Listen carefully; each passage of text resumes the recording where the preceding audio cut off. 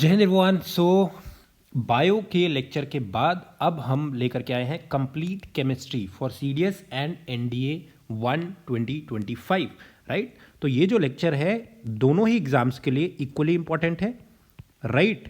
और जो टॉपिक्स हमने कवर किए हैं वो मिक्सचर है प्रीवियस ईयर क्वेश्चंस के बेसिस पे। पैरेलली जो इंपॉर्टेंट टॉपिक है प्रीवियस ईयर क्वेश्चंस में आए भी हैं उन टॉपिक से क्वेश्चंस, और साथ ही साथ आने की संभावना भी है। तो ये सारे टॉपिक्स यहाँ पे हम कवर कर चुके हैं इस पर्टिकुलर पीडीएफ के अंदर। तो स्टार्ट करते हैं, राइट। सो आई होप कि बायो का जो लेक्चर है वो आपने बहुत अच्छे से देख लिया होगा, कंप्लीट कर लिया होगा। उसकी पीडीएफ भी हमारे Telegram channel CDS with Saurabh में अपलोडेड है, वहां से आपको पीडीएफ मिल जाएगी। You can go through that PDF and it is very helpful. एक अकेली पीडीएफ आपके पूरे बायो की तैयारी कराने में सक्षम है, ठीक है। तो let us start with chemistry, right. चलिए, सबसे पहला सवाल, in which one of the following cases do both physical and chemical changes take place. What is physical and what is chemical change. Physical change एक ऐसा change है जहां पे सिर्फ मैटर चेंज होता है, उसका स्टेट चेंज होता है, केमिकल आइडेंटिटी चेंज नहीं होती है। फॉर एग्जाम्पल, आपने वाटर लिया और उसको हीट कर दिया तो वो किस में कन्वर्ट हो गया, स्टीम में कन्वर्ट हो गया। आपने वाटर लिया उसको फ्रीज कर दिया तो वो किस में कन्वर्ट हो गया, आइस में।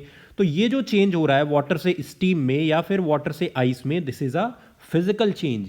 वाटर यहां पे भी H2O है और यहां पे भी H2O है और पहले वाले केस में भी H2O है। तो इसका मतलब कि यहां पे फिजिकल चेंज हो रहा है, सिर्फ लिक्विड से गैस और लिक्विड से सॉलिड या वाइसी वर्सा। तो ऐसे चेंजेस को हम फिजिकल चेंज बोलते हैं। चॉपिंग ऑफ वुड, वुड आपने काट दिया तो काटने से क्या हुआ, क्या वुड चेंज हो गया? नहीं, वुड चेंज नहीं हुआ, सेम वुड था, उसका कॉम्पोजिशन सेम था, उसका कार्बन प्रेजेंस सेम है, खाली उसका फिजिकल अपीयरेंस चेंज हो गया। आइस का मेल्ट हो जाना, फिजिकल अपीयरेंस चेंज हो गया, ठीक है। पेपर को काट देना, श्रेडिंग पेपर, ठीक है। एक पेपर था, बड़ी शीट थी, उसको काट के आपने छोटे छोटे टुकड़ों में कन्वर्ट कर दिया। So this is a physical change, ठीक है। ग्रे और ग्रीन मार्बल्स को मिक्स करना, फिजिकल चेंज। अब केमिकल चेंज क्या होता है, जहां पे कोई ना कोई केमिकल रिएक्शन हो रहा होता है, ठीक है। ऐसा चेंज जहां पे कोई ना कोई केमिकल रिएक्शन हो रहा होता है और कंपाउंड्स अपनी ओरिजिनल या जो एलिमेंट्स हैं वो अपनी ओरिजिनल आइडेंटिटी को खो देते हैं, कुछ और बन जाते हैं, राइट। जैसे रॉटिंग ऑफ बनाना और for that matter rotting of any given fruit और वेजिटेबल।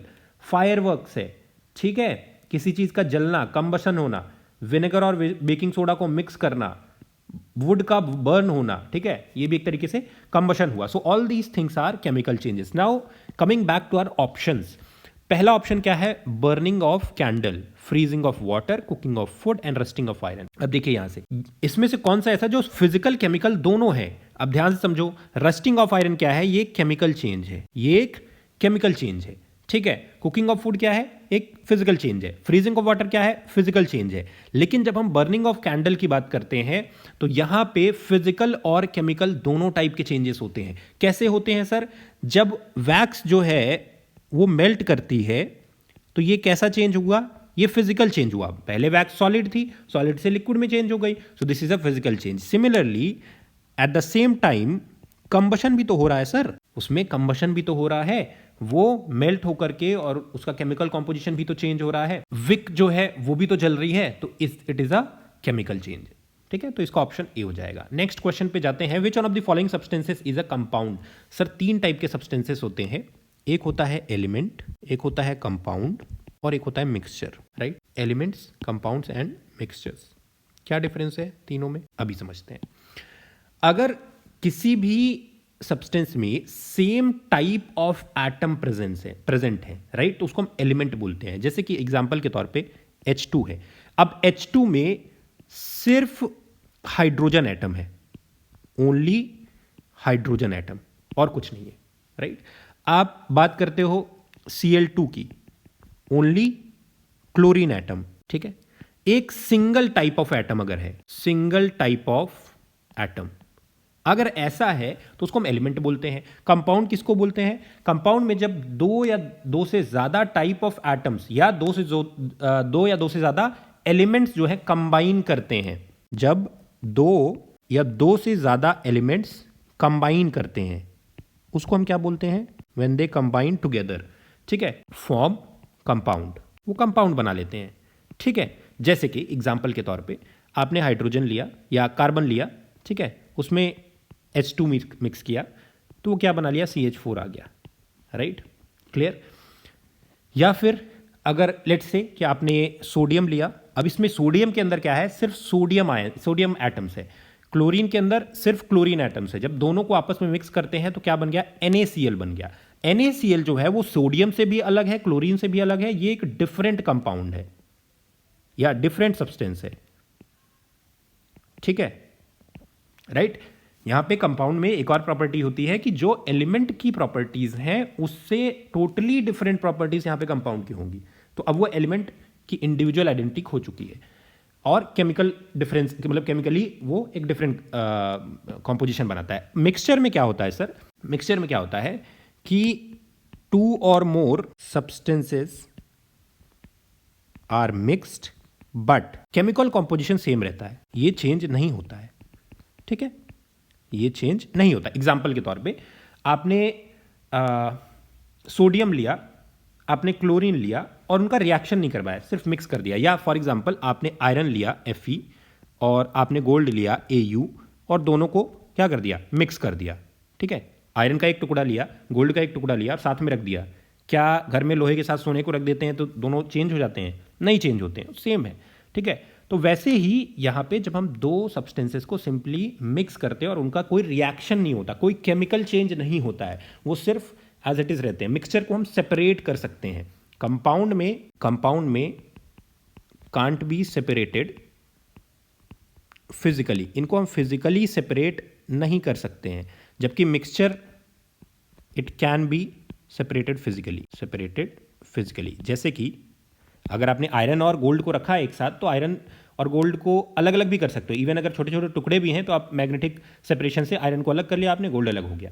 तो दिस इज द डिफरेंस। अब बात करते हैं कि इसमें से कौन सा कंपाउंड है, शुगर, मिल्क, एयर और टी। एयर अगर आप देखोगे ये है mixture of gases, multiple gases को मिक्स कर दो एयर बन जाती है। मिल्क क्या है, it is a colloid, again mixture, ठीक है। टी भी क्या है, मिक्सचर, राइट। कंपाउंड क्या होता है, शुगर, इसमें से शुगर इज अ कंपाउंड, ठीक है। कार्बन, ऑक्सीजन और हाइड्रोजन का एक कंपाउंड है, right. C6H12O6 glucose, form of sugar, right. चलिए आगे बढ़ते हैं। Which of the following processes involves chemical reaction. Chemical reaction किसमें होता है, evaporation of petrol, right, dissolution of salt in water, salt को वाटर में मिला दिया, क्या हुआ सर, क्या ये केमिकल रिएक्शन है, नहीं है। सॉल्ट को वाटर में मिलाना फिजिकल चेंज है, ठीक है, राइट, कोई नया कंपाउंड नहीं बना है। Storing of oxygen gas under pressure in a gas cylinder, ये भी फिजिकल चेंज है, ये फिजिकल है। आपने क्या किया है, गैस को अंडर प्रेशर सिलेंडर में रख दिया, यानी कि गैसेस फॉर्म को लिक्विड फॉर्म में चेंज कर दिया, ठीक है। Next one is evaporation of petrol, इसमें क्या हुआ, लिक्विड पेट्रोल वेपर फॉर्म में कन्वर्ट हो गया, ये भी एक फिजिकल चेंज है, राइट। अभी जो हम देख रहे थे थोड़ी देर पहले, burning of magnesium ribbon in air, ये एक केमिकल चेंज है sir. Burning of magnesium ribbon in air, it's a chemical change, right, या केमिकल रिएक्शन है। क्या होता है reaction, 2 times Mg plus O2, ये दोनों क्या है, Mg है सॉलिड, O2 है गैस। O2 मतलब बेसिकली एटमॉस्फेरिक ऑक्सीजन। जब ये मिलते हैं तो 2 टाइम्स MgO बना लेते हैं, ठीक है, मैग्नीशियम ऑक्साइड, ठीक है। इसकी खास बात क्या होती है, ये जो मैग्नीशियम ऑक्साइड है, और जब ये रिएक्शन होता है, पहली चीज तो वाइट स्मोक निकलती है, यहां पे वाइट स्मोक निकलती है, ठीक है, और दूसरा ब्राइट वाइट लाइट निकलती है, ब्राइट वाइट लाइट निकलती है, ठीक है। तो ये दो इंपॉर्टेंट चीजें आपको ध्यान रखनी है इन case of burning of magnesium ribbon in air, clear है। चलो ये NDA 2 2023 का क्वेश्चन है, आगे बढ़ते हैं। Bose-Einstein condensate, solid, liquid, gas, plasma and Bose-Einstein condensate, ठीक है। तो basically it is the 5th state of matter, ये क्या है, 5th स्टेट ऑफ मैटर, ठीक है, राइट, 5वां स्टेट ऑफ मैटर है। और ये कब फॉर्म होता है, व्हेन जो बोसोन्स होते हैं ना, जो बोसोन पार्टिकल्स होते हैं, ठीक है, कोई भी मान लो गैस ऑफ बोसोन्स है, right, having low density is equal to absolute zero temperature, low density gas of bosons को जब हम एब्सोल्यूट जीरो टेम्परेचर तक कूल डाउन कर देते हैं तो यहां पे किसका फॉर्मेशन होता है? Bose-Einstein condensate. इस केस में जो एटम्स होते हैं दे स्टॉप मूविंग, एटॉमिक जो मूवमेंट होता है वो सीज हो जाता है, ठीक है, and it becomes a single atom. बहुत सारे एटम्स जो हैं वो आपस में मूवमेंट स्टॉप करके they become a single atom. जितना भी ग्रुप ऑफ एटम होता है, होल ग्रुप, ठीक है, it is having identical physical properties, ठीक है। तो इसको हम बोल देते हैं बोस-आइंस्टीन कंडेंसेट, राइट। चलिए next, a mixture of sodium chloride and ammonium chloride can be separated by. Sodium chloride है सर, एक सॉल्ट है, अमोनियम क्लोराइड एक दूसरा सॉल्ट है, दोनों को सेपरेट करना है। तो कैसे सेपरेट करेंगे? इसमें से आपको प्रॉपर्टीज पता होनी चाहिए। तो जो हमारा अमोनियम क्लोराइड होता है, ठीक है, तो अमोनियम क्लोराइड की खास बात क्या है कि इसको हम सबलाइम कर सकते हैं, कैन बी सब्लाइम्ड। सब्लिमेशन क्या होता है सर? सब्लिमेशन एक ऐसी टेक्निक है जिसमें कोई भी सब्सटेंस सॉलिड से वेपर में डायरेक्टली कन्वर्ट हो जाता है। जैसे कपूर होता है, आपने देखा है, कपूर को लिक्विड फॉर्म में आप नहीं देखोगे, उसको जलाओगे सॉलिड रहता है, जैसे जलाओगे आप वेपर में कन्वर्ट हो जाएगा। नैप्थलीन बॉल से सॉलिड से वेपर में कन्वर्ट हो जाता है, तो इसको बोलते हैं सब्लिमेशन। तो क्योंकि अमोनियम क्लोराइड की एक प्रॉपर्टी होती है कि उसको हम सबलाइम कर सकते हैं, सॉलिड से वेपर स्टेट में डायरेक्टली कन्वर्ट कर सकते हैं।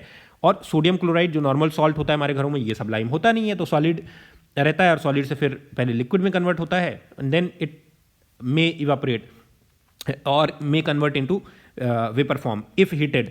तो यहां पे हम इस केस में इन दोनों सब्सटेंसेस को सब्लिमेशन के थ्रू बहुत आसानी से क्या कर सकते हैं? सेपरेट कर सकते हैं। क्लियर है? Done. This is the setup. ये है आपका अमोनियम क्लोराइड सॉल्ट, ठीक है। तो यहां पे अमोनियम क्लोराइड के वेपर्स आते हैं, कॉटन प्लग लगी होती है, ये किनारे किनारे पे इकट्ठा हो जाते हैं और बाद में इनको हम सॉलिडिफाइड अमोनियम क्लोराइड जो है उसको हम कलेक्ट कर लेते हैं ठंडा करने के बाद, right. Which of the following apparatus is used for separating benzene and water mixture?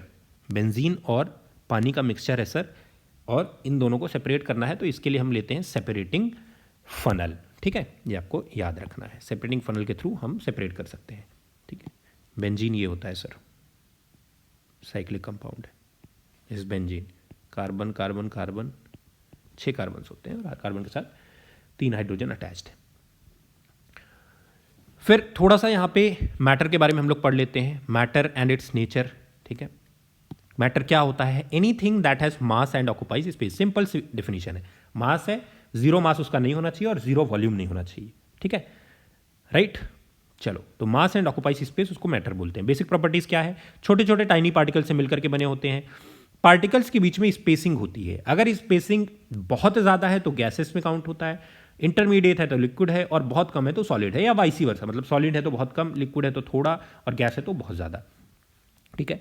Particles are in constant motion, हमेशा पार्टिकल्स मोशन कर रहे होते हैं, even in solids as well, हमें दिखता नहीं है। पार्टिकल्स अट्रैक्ट ईच अदर, उनके बीच में इंटरनल फोर्स ऑफ अट्रैक्शन भी होता है, ठीक है। देन अब हम कुछ प्रॉपर्टीज के बारे में अगर हम बात करें, राइट, सबसे पहले बात करते हैं शेप के बारे में, ठीक है।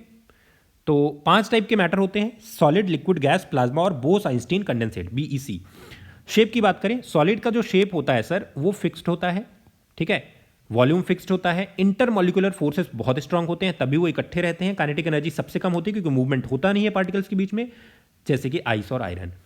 वहीं पे अगर हम लिक्विड की बात करें, कोई फिक्स शेप नहीं होता, जिस बर्तन में आप डालोगे उसी का शेप ले लेता है, वॉल्यूम लेकिन फिक्स्ड रहता है, इंटरमॉलिक्यूलर फोर्सेस मॉडरेट होते हैं, ठीक है, काइनेटिक एनर्जी भी मीडियम होती है क्योंकि पार्टिकल्स का मूवमेंट होता है ठीक ठाक, एग्जांपल है वाटर, ऑयल।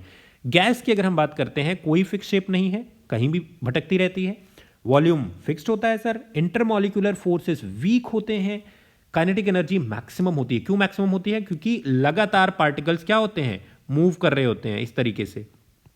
और काइनेटिक एनर्जी क्या होती है? Kinetic energy is half mv²। अगर वेलोसिटी लगातार मतलब पार्टिकल लगातार किसी सर्टेन वेलोसिटी से मूव कर रहे हैं, यहाँ वहाँ टकरा रहे हैं, तो m तो फिक्स है बट v है उनके पास, तो वहाँ पे मूवमेंट होता है। तो इस वजह से maximum kinetic energy. Oxygen, nitrogen, hydrogen, ये सब गैसेस के एग्जाम्पल है। प्लाज्मा की अगर हम बात करते हैं सर, तो प्लाज्मा के अंदर क्या है, इसका भी कोई फिक्स शेप नहीं होता है, ना ही बोस आइंस्टीन कंडेंसेट का कोई फिक्स शेप होता है। ठीक है, वॉल्यूम भी कोई फिक्स नहीं होता है दोनों का। आयनाइज्ड पार्टिकल्स होते हैं प्लाज्मा, जबकि ये इंटरमॉलिक्यूलर फोर्सेस इनके बीच में भी कम होते हैं, और साथ ही साथ बोस आइंस्टीन कंडेंसेट के बीच में भी एक्सट्रीमली वीक इंटरमॉलिक्यूलर फोर्सेस हैं। काइनेटिक एनर्जी बहुत हाई। बोस आइंस्टीन कंडेंसेट में थोड़ा सा मामला उल्टा है। Although intermolecular forces are very weak but still there is no movement, kinetic energy is zero. Are you getting me? Gas और बोस आइंस्टीन कंडेंसेट में ये एक डिफरेंस है कि इंटरमॉलिक्यूलर फोर्सेस कम है, दोनों में ही शेप भी फिक्स नहीं है, वॉल्यूम भी फिक्स नहीं है, तो ये तीनों प्रॉपर्टीज तो गैसेस से मिलती जुलती हैं, बट यहां पे काइनेटिक एनर्जी जीरो होती है, नियर जीरो होती है बोस आइंस्टीन कंडेंसेट में, और ये सुपर कूल्ड मैटर है। ठीक है, जैसे अभी मैंने आपको बताया था कि these Bose Einstein condensates are basically in this case atoms stop moving and become a single atom with the whole group having identical physical properties. ठीक है, चलिए आगे बढ़ते हैं। फिजिकल चेंज, केमिकल चेंज अभी हमने देखा। फिजिकल चेंज के केस में कोई नया सब्सटेंस नहीं बनता है, सिर्फ फिजिकल प्रॉपर्टीज चेंज होती हैं। Melting of ice, cutting paper, reversible होता है, यानी कि आइस से वाटर बन गया तो वाटर से वापस से आइस बन सकता है। केमिकल चेंज में क्या है कि न्यू सब्सटेंस फॉर्म हो जाता है, डिफरेंट प्रॉपर्टीज होती हैं। रस्टिंग है, बर्निंग ऑफ वुड है, इरिवर्सिबल होता है। एक बार आग आपने जला दिया, लकड़ी को आपने जला दिया, वापस से लकड़ी को आप नहीं ला सकते हो राख से। ठीक है, तो ये है अलग अलग चेंजेस। क्लियर? चलिए, ये कुछ यहाँ पे इंटरचेंजेबिलिटी जो है स्टेट्स ऑफ मैटर के बीच में, वो भी दिखा रही है कि गैस को आपने कंडेंसेट कर दिया, लिक्विड बन गया, लिक्विड को इवापोरेट कर दिया, गैस बन गया, लिक्विड को फ्रीज कर दिया सॉलिड, सॉलिड को मेल्ट कर दिया लिक्विड, और सॉलिड को सबलाइम कर दिया गैस, डिपोजिशन हुआ तो सॉलिड लिक्विड का, सॉरी गैस का। चलिए, एलिमेंट कंपाउंड मिक्सचर, इसको भी थोड़ा सा देख लेते हैं क्या होता है सर, तीनों के बीच में difference. Element pure substance with only one type of atom, अभी मैंने आपको बताया था, जैसे ऑक्सीजन, गोल्ड, इस तरीके से।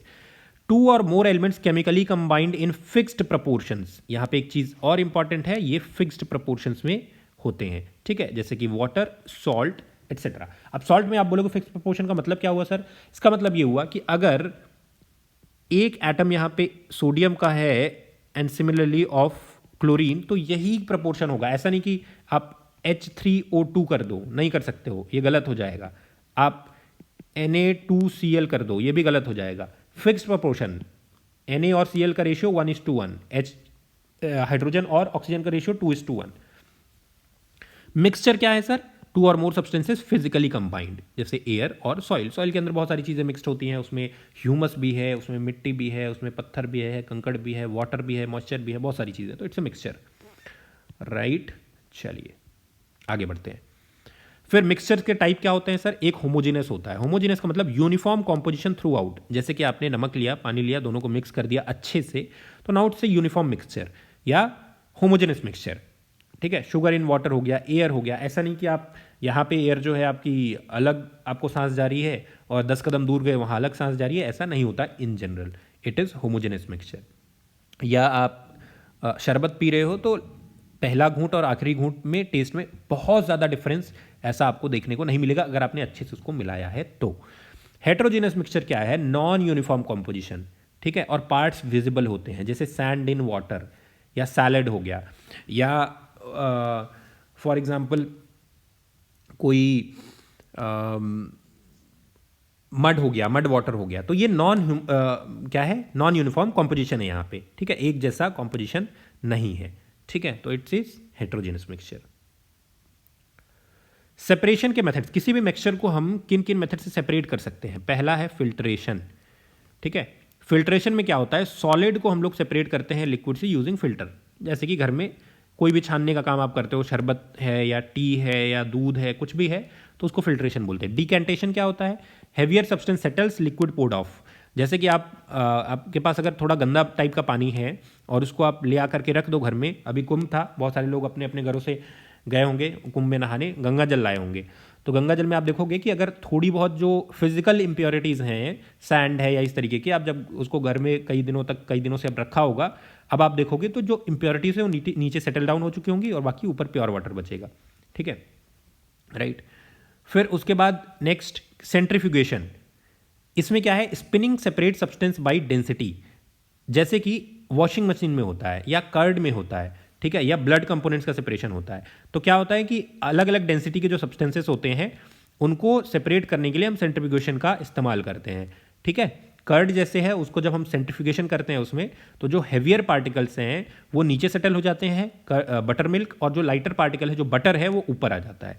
डिस्टिलेशन, लिक्विड को उनके बॉइलिंग पॉइंट्स के बेसिस में सेपरेट करना, अल्कोहल को जैसे प्योरीफाई करना।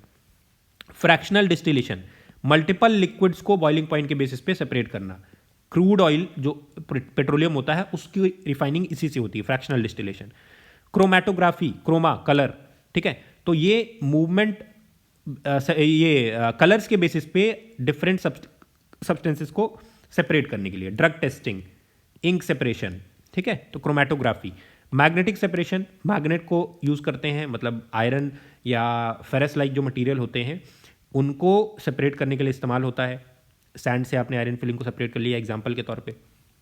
इवापोरेशन क्या है सर, लिक्विड इवापोरेट हो जाता है और सॉलिड बच जाता है। सॉल्ट को अगर सी वाटर से आपको सेपरेट करना है तो आपने क्या किया, इवापोरेशन का इस्तेमाल किया। क्रिस्टलाइजेशन, प्योर सॉलिड क्रिस्टल को सॉल्यूशन से निकालना, ठीक है, शुगर को प्योरीफाई करना, कॉपर सल्फेट सॉल्यूशन को से कॉपर सल्फेट को निकालना, ठीक है, तो इसको हम क्रिस्टलाइजेशन बोलते हैं। सब्लिमेशन क्या है, अभी हमने देखा था थोड़ी देर पहले, ठीक है, solid changes directly to gas, जैसे कि कैम्फर को सेपरेट करना है। या और क्या है, aluminium chloride, ammonium chloride, ammonium chloride, ठीक है, चलो। Then leaching, next one is leaching, dissolve substances from solids using a solvent, ठीक है, मेटल से ओर को निकालने के लिए हम लीचिंग का इस्तेमाल करते हैं। सेडिमेंटेशन क्या है, सेडिमेंट के फॉर्म में नीचे डिपॉजिट हो जाएगा, सॉलिड सेटल हो जाएगा अंडर ग्रेविटी, वाटर को क्लैरिफाई करने के लिए, ठीक है। अब कहीं से भी नॉर्मल वाटर आप भर के लाओ, उसको काफ़ी थोड़े टाइम तक रख दो और उसमें थोड़े कंकड़ पत्थर डाल दो, सेडिमेंटेशन हो जाएगा, नीचे सारी की सारी जो इम्प्योरिटीज है वो सेटल डाउन हो जाएंगी और ऊपर प्योर पानी बचेगा। फ्लोटेशन, एयर बबल्स को यूज़ करना टू सेपरेट मटीरियल्स, मिनरल्स को प्योरीफाई करने में आता है इसका काम। इलेक्ट्रोफोरेसिस, चार्ज्ड पार्टिकल्स को इलेक्ट्रिसिटी की हेल्प से सेपरेट करना, डीएनए एनालिसिस में यूज होता है। एक्सट्रैक्शन, सॉल्वेंट को यूज करके एक कंपोनेंट को डिसॉल्व करना, जैसे कि डीकैफिनेटिंग कॉफी, कॉफी में से कैफीन को निकालने का जो प्रोसेस है उसको एक्सट्रैक्शन बोलते हैं, ठीक है। So these are different separation techniques. चलिए आगे बढ़ते हैं सर। अगला सवाल, number of moles of helium in 10 gram helium gas, right. तो हीलियम पहले तो एग्जिस्ट कैसे करता है, ठीक है, हीलियम का एटॉमिक नंबर है 2, हाइड्रोजन के जस्ट बाद आता है, ठीक है, और एटॉमिक वेट कितना है, एटॉमिक वेट है 4.002602। तो He जो है वो कैसे एग्जिस्ट करता है, He2, राइट। एक हीलियम एटम का वेट है 2 ग्राम, तो 2 हीलियम एटम, ठीक है, 2 हीलियम एटम जो कि एक मॉलिक्यूल ऑफ हीलियम बनाता है, तो उसके अंदर कितना वेट होगा, 4 ग्राम, ठीक है, कितना होगा, 4 ग्राम। जैसे हाइड्रोजन है तो हाइड्रोजन का वेट कितना है, हाइड्रोजन एटम का वेट कितना है, हाइड्रोजन एटम का वेट है 1 ग्राम, लेकिन हाइड्रोजन एटम अकेले रहता नहीं, वो हमेशा H2 के फॉर्म में रहता है, तो इसका वेट कितना हो जाएगा, 2 ग्राम, ठीक है। तो अब यहाँ पे हीलियम जो है उसका वेट कितना हो गया, 4 ग्राम्स, ठीक है। अब आपको क्या दिया गया है, 104 ग्राम हीलियम गैस है, तो कितने मोल्स हो जाएंगे, 104/4 यानी कि 26 मोल्स। सिंपल हो गया, ऑप्शन नंबर बी आ गया आपके पास, ठीक है। आगे बढ़े, चलो next, how many moles of hydrogen atom are present in 1 mole of aluminium hydroxide. अब एल्यूमिनियम हाइड्रोक्साइड में क्या होता है, AlOH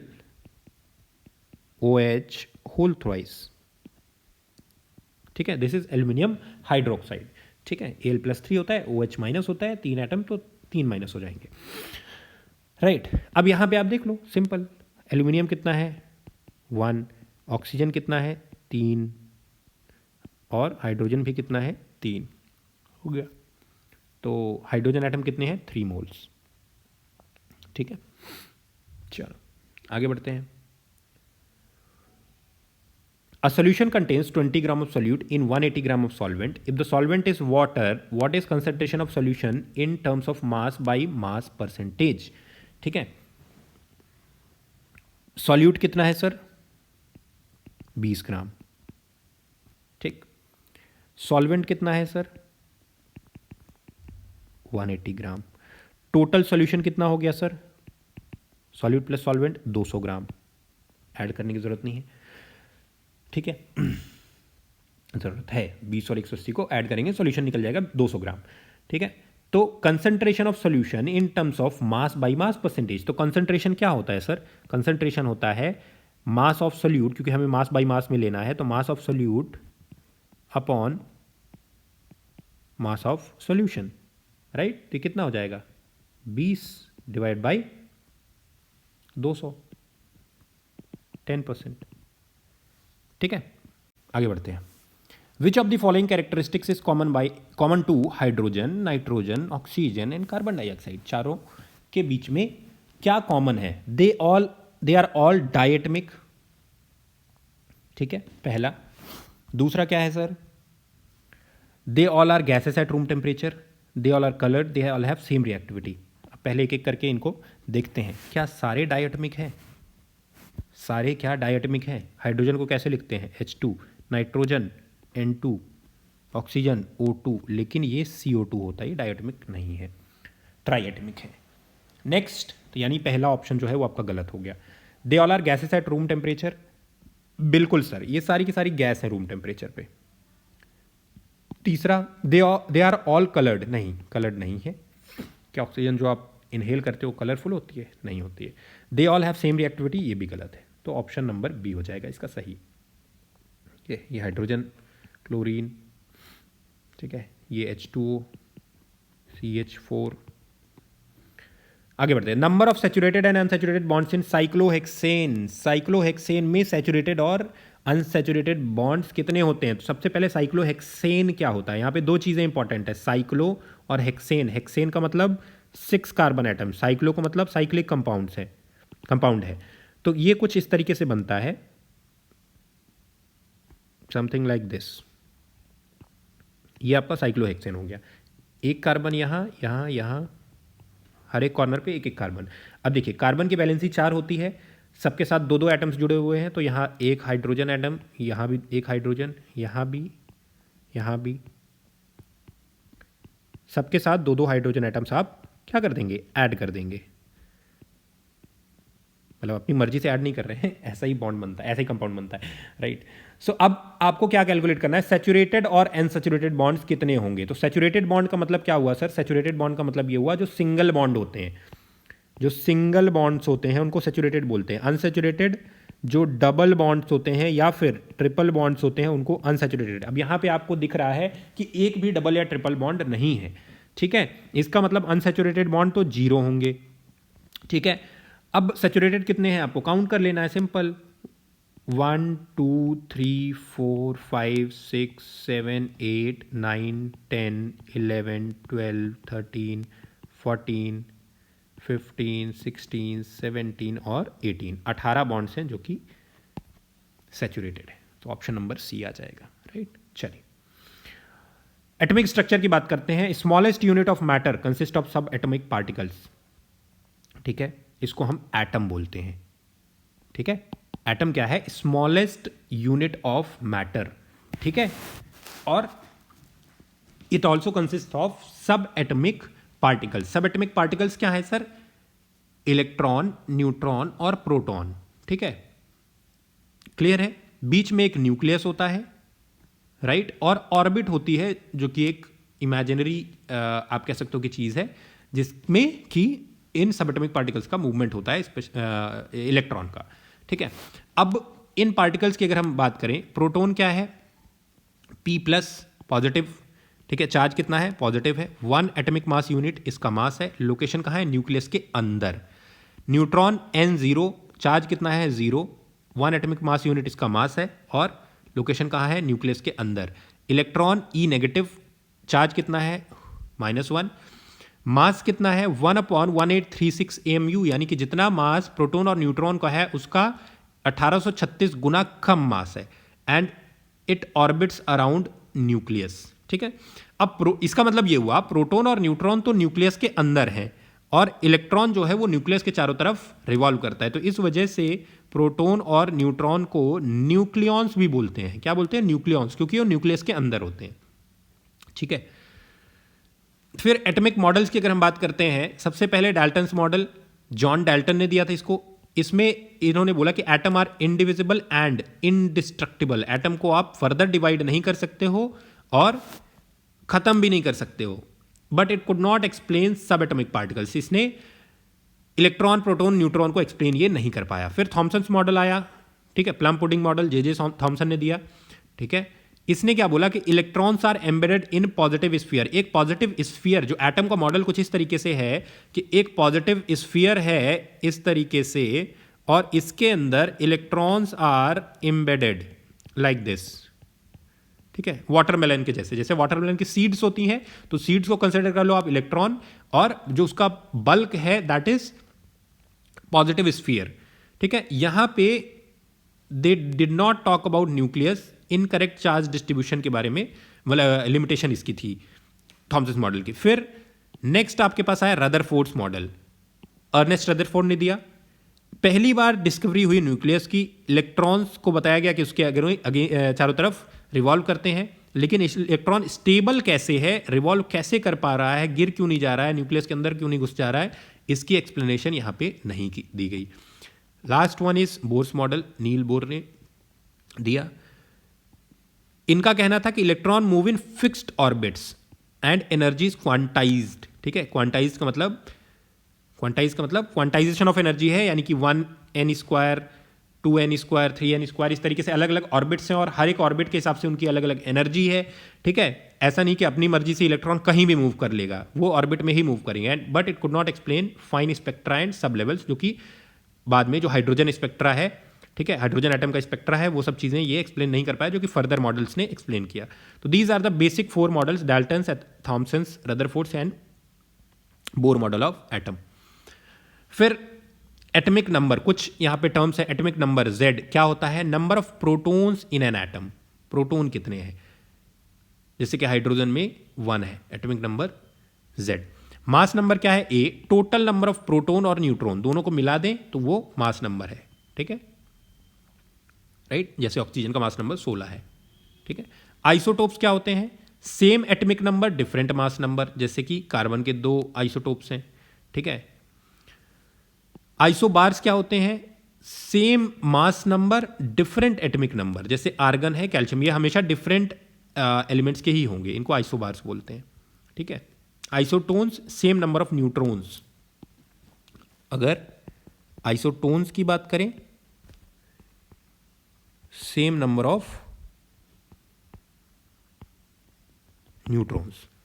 ठीक है, चलिए, how many moles of CO can be obtained by reacting 2 mole of CH4 with 2 mole of O2 according to the equation given below। अब नीचे आपके पास एक इक्वेशन है। क्या है इक्वेशन सर? CH4 है हमारे साथ, जो कि गैशियस फॉर्म में है, प्लस O2 है अगेन गैशियस फॉर्म में, ये मिल करके बनाते हैं CO प्लस H2। ठीक है, राइट। अब इनका कहना ये है कि अगर मैंने CH4 के कितने मोल लिए? 2 मोल लिए। ठीक है, और O2 के भी कितने लिए? 2 मोल लिए। ठीक, तो कितने मोल CO के बनेंगे? अब देखो ध्यान से समझो, यहां पे एक इंपॉर्टेंट यहां पे कॉन्सेप्ट है जो कि आपको समझना पड़ेगा। CH4 का अभी इस रिएक्शन में CH4 के कितने नंबर ऑफ मोल्स हैं? 1 है। O2 के कितने हैं? हाफ है। तो जब एक CH4 और आधा O2 रिएक्ट होता है तो एक क्या बनता है? CO बनता है। अब हमने कितना लिया? अगर O2 के पॉइंट ऑफ व्यू से देखें तो 2 मोल हमने लिया है। तो अगर 2 मोल O2, आधे मोल O2 में 1 मोल CO, तो 2 मोल O2 अगर हमने ले लिया तो 4 मोल्स ऑफ CO बनने चाहिए। बिल्कुल सर, 4 बनने चाहिए। लेकिन यहां पे ट्विस्ट ये है कि CH4 तो आपके पास 2 ही मोल है ना, CH4 तो 2 ही मोल है, तो पहला मोल ऑफ CH4 के साथ आधा मोल ऑफ O2 रिएक्ट करेगा, दूसरे मोल ऑफ CH4 के साथ अगेन आधा मोल ऑफ O2 रिएक्ट करेगा, तो बस इतना ही रिएक्शन हो पाएगा। मतलब 2CH4 प्लस O2 आधा आधा मिलाकर 1 gives 2CO plus 2H2। Clear है? क्लियर है? राइट? तो ये है यहां पे, ये 2H2 था, यहां पे 4H2 हो जाएगा। ठीक है? क्लियर? तो इसका मतलब ये हुआ कि आपके पास ये CH4 सिर्फ 2 ही मोल है, तो O2 को आप 1 मोल से ज्यादा रिएक्ट ही नहीं करवा पाओगे, क्योंकि अब फर्दर अगर रिएक्शन O2 को करना है तो CH4 भी तो चाहिए, जो कि है ही नहीं। तो इस केस में CH4 को बोलते हैं लिमिटिंग रीएजेंट। क्या बोलते हैं? Limiting reagent. ठीक है? जब कोई भी किसी भी एक रिएक्शन में एक जो आपका रिएक्टेंट है वो कम पड़ जाए दूसरे से, ठीक है, जिससे कि फर्दर रिएक्शन ना हो पाए, तो उसको हम बोलते हैं लिमिटिंग रीएजेंट। तो इस केस में जो आंसर आपका हो जाएगा वो कितना हो जाएगा? 2 ओनली। ठीक है? कितना CO प्रोड्यूस होगा? 2 मोल। ठीक है, चलो। The mass number of argon is 40। Which one of the following statement is correct? The number of protons in argon is 22। अब देखो, ये है आपका आर्गन। ठीक है, न्यूट्रॉन्स कितने हैं सर? 18। ठीक है, सॉरी, इलेक्ट्रॉन्स और प्रोटॉन्स कितने हैं? 18। न्यूट्रॉन्स कितने हैं? 22। वेट है 39.95, ऑलमोस्ट 40, रेडियस है 106। अब देखो, हो गया, आंसर आपका आ जाएगा। Number of proton in argon is 22। नहीं, गलत है, ये गलत है। न्यूट्रॉन 22 है। Number of neutron in argon is 18। ये भी गलत है। न्यूट्रॉन 22 है, इलेक्ट्रॉन प्रोटोन 18 है। Number of electrons in argon is 18। बिल्कुल सही है, इलेक्ट्रॉन्स का नंबर 18 है। The sum of numbers of proton और इलेक्ट्रॉन इन आर्गन इज 40। अब प्रोटोन और इलेक्ट्रॉन 40 नहीं है, प्रोटोन और न्यूट्रॉन 40 है। ये भी स्टेटमेंट गलत है। ठीक है, प्रोटोन प्लस न्यूट्रॉन 40 है और प्रोटोन प्लस इलेक्ट्रॉन 36 है। हालांकि इसका कोई सेंस नहीं बनता है। ठीक है, राइट? तो इसका ऑप्शन नंबर 3 हो जाएगा। चलिए आगे बढ़ते हैं। Consider the following statement regarding burning of magnesium. थोड़ी देर पहले हमने देखा था सर। पहला statement, white powder and MgO is produced. बिल्कुल सर, व्हाइट पाउडर और MgO प्रोड्यूस होता है। It is an example of combustion reaction. बिल्कुल सर, ये भी होता है। Mg प्लस O2 2MgO, यही तो बनता है। तो व्हाइट पाउडर होता है, बिल्कुल कंबशन रिएक्शन है। हीट एंड लाइट दोनों ही प्रोड्यूस होती हैं। बिल्कुल सर, तीनों सही है, ऑप्शन नंबर 1, 2 एंड 3। ठीक है, ऊपर जाके देखना जो हमने मैग्नीशियम रिबन वाला किया था reaction. Which of the following compounds undergoes thermal decomposition? Thermal decomposition. Thermal decomposition का मतलब क्या होता है कि आपने एक कंपाउंड लिया, कंपाउंड को मतलब कुछ इस तरीके से कंपाउंड AB लिया, AB को क्या किया? हीट कर दिया। हीट करने पे ये A प्लस B में कन्वर्ट हो जाए, इसको बोलते हैं थर्मल डीकम्पोजिशन। ठीक है, तो इसका जो करेक्ट आंसर है वो है सिल्वर ऑक्साइड। सिल्वर ऑक्साइड एक ऐसा कंपाउंड है जो कि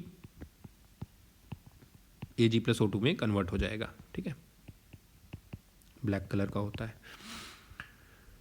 Consider the following reaction. Fe2O3 plus 2Al gives 2Fe plus Al2O3. Which of the following statement about given reaction is not correct?